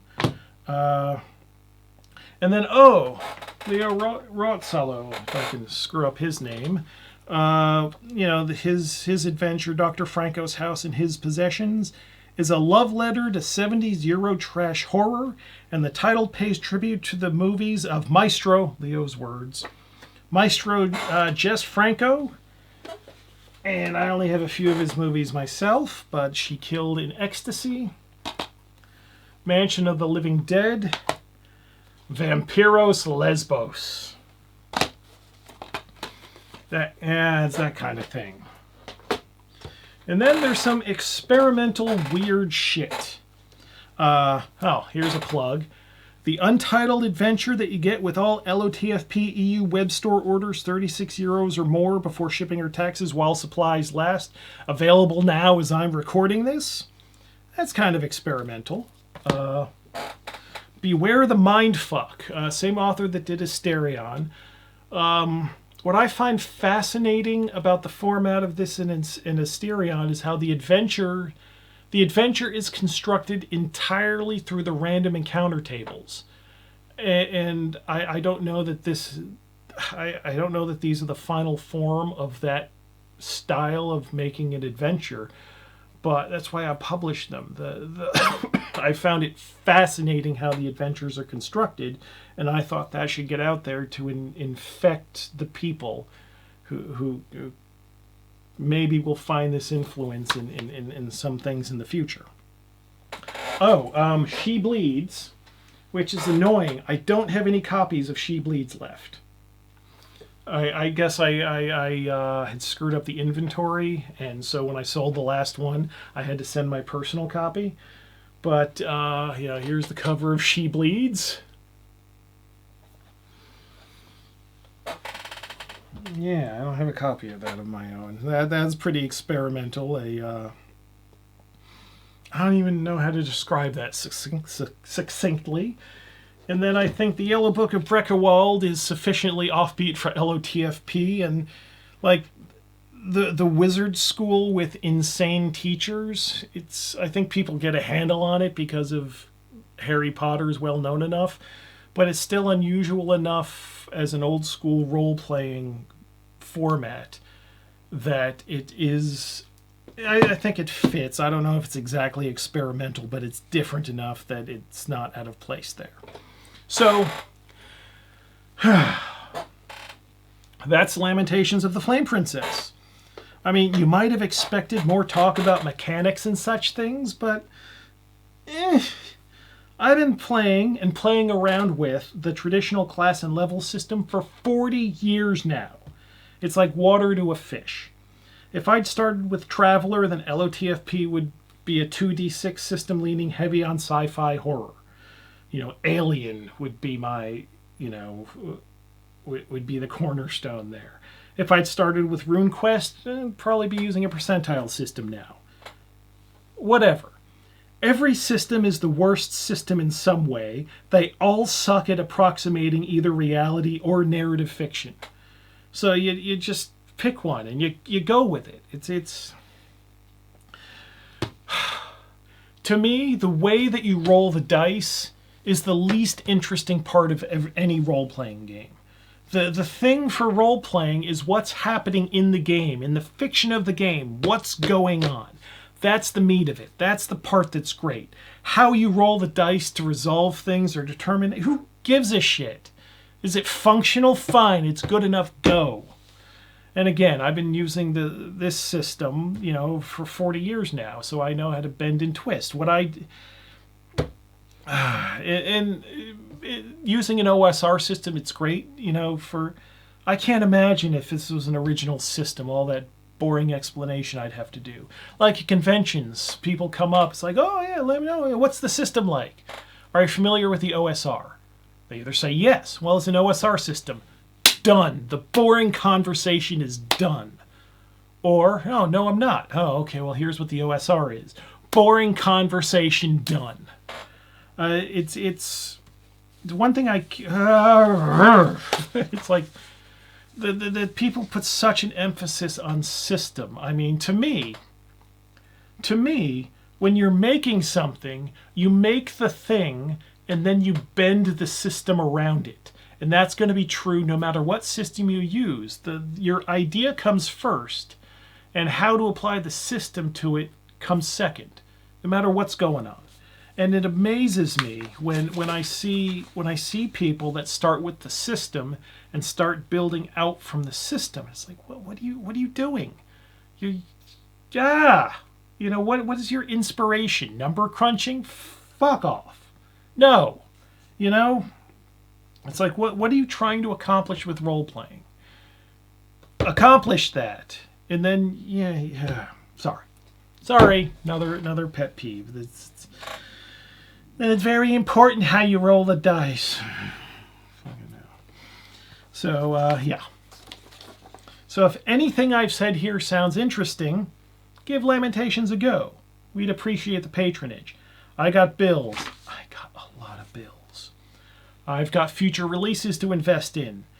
And then, after those are taken care of, I've got more books, movies, and music to get. And the only way I can get those is if you're buying books. So head to LOTFP.com, see if we've got any sales or offers going on, like we do right now at the time I'm posting this video.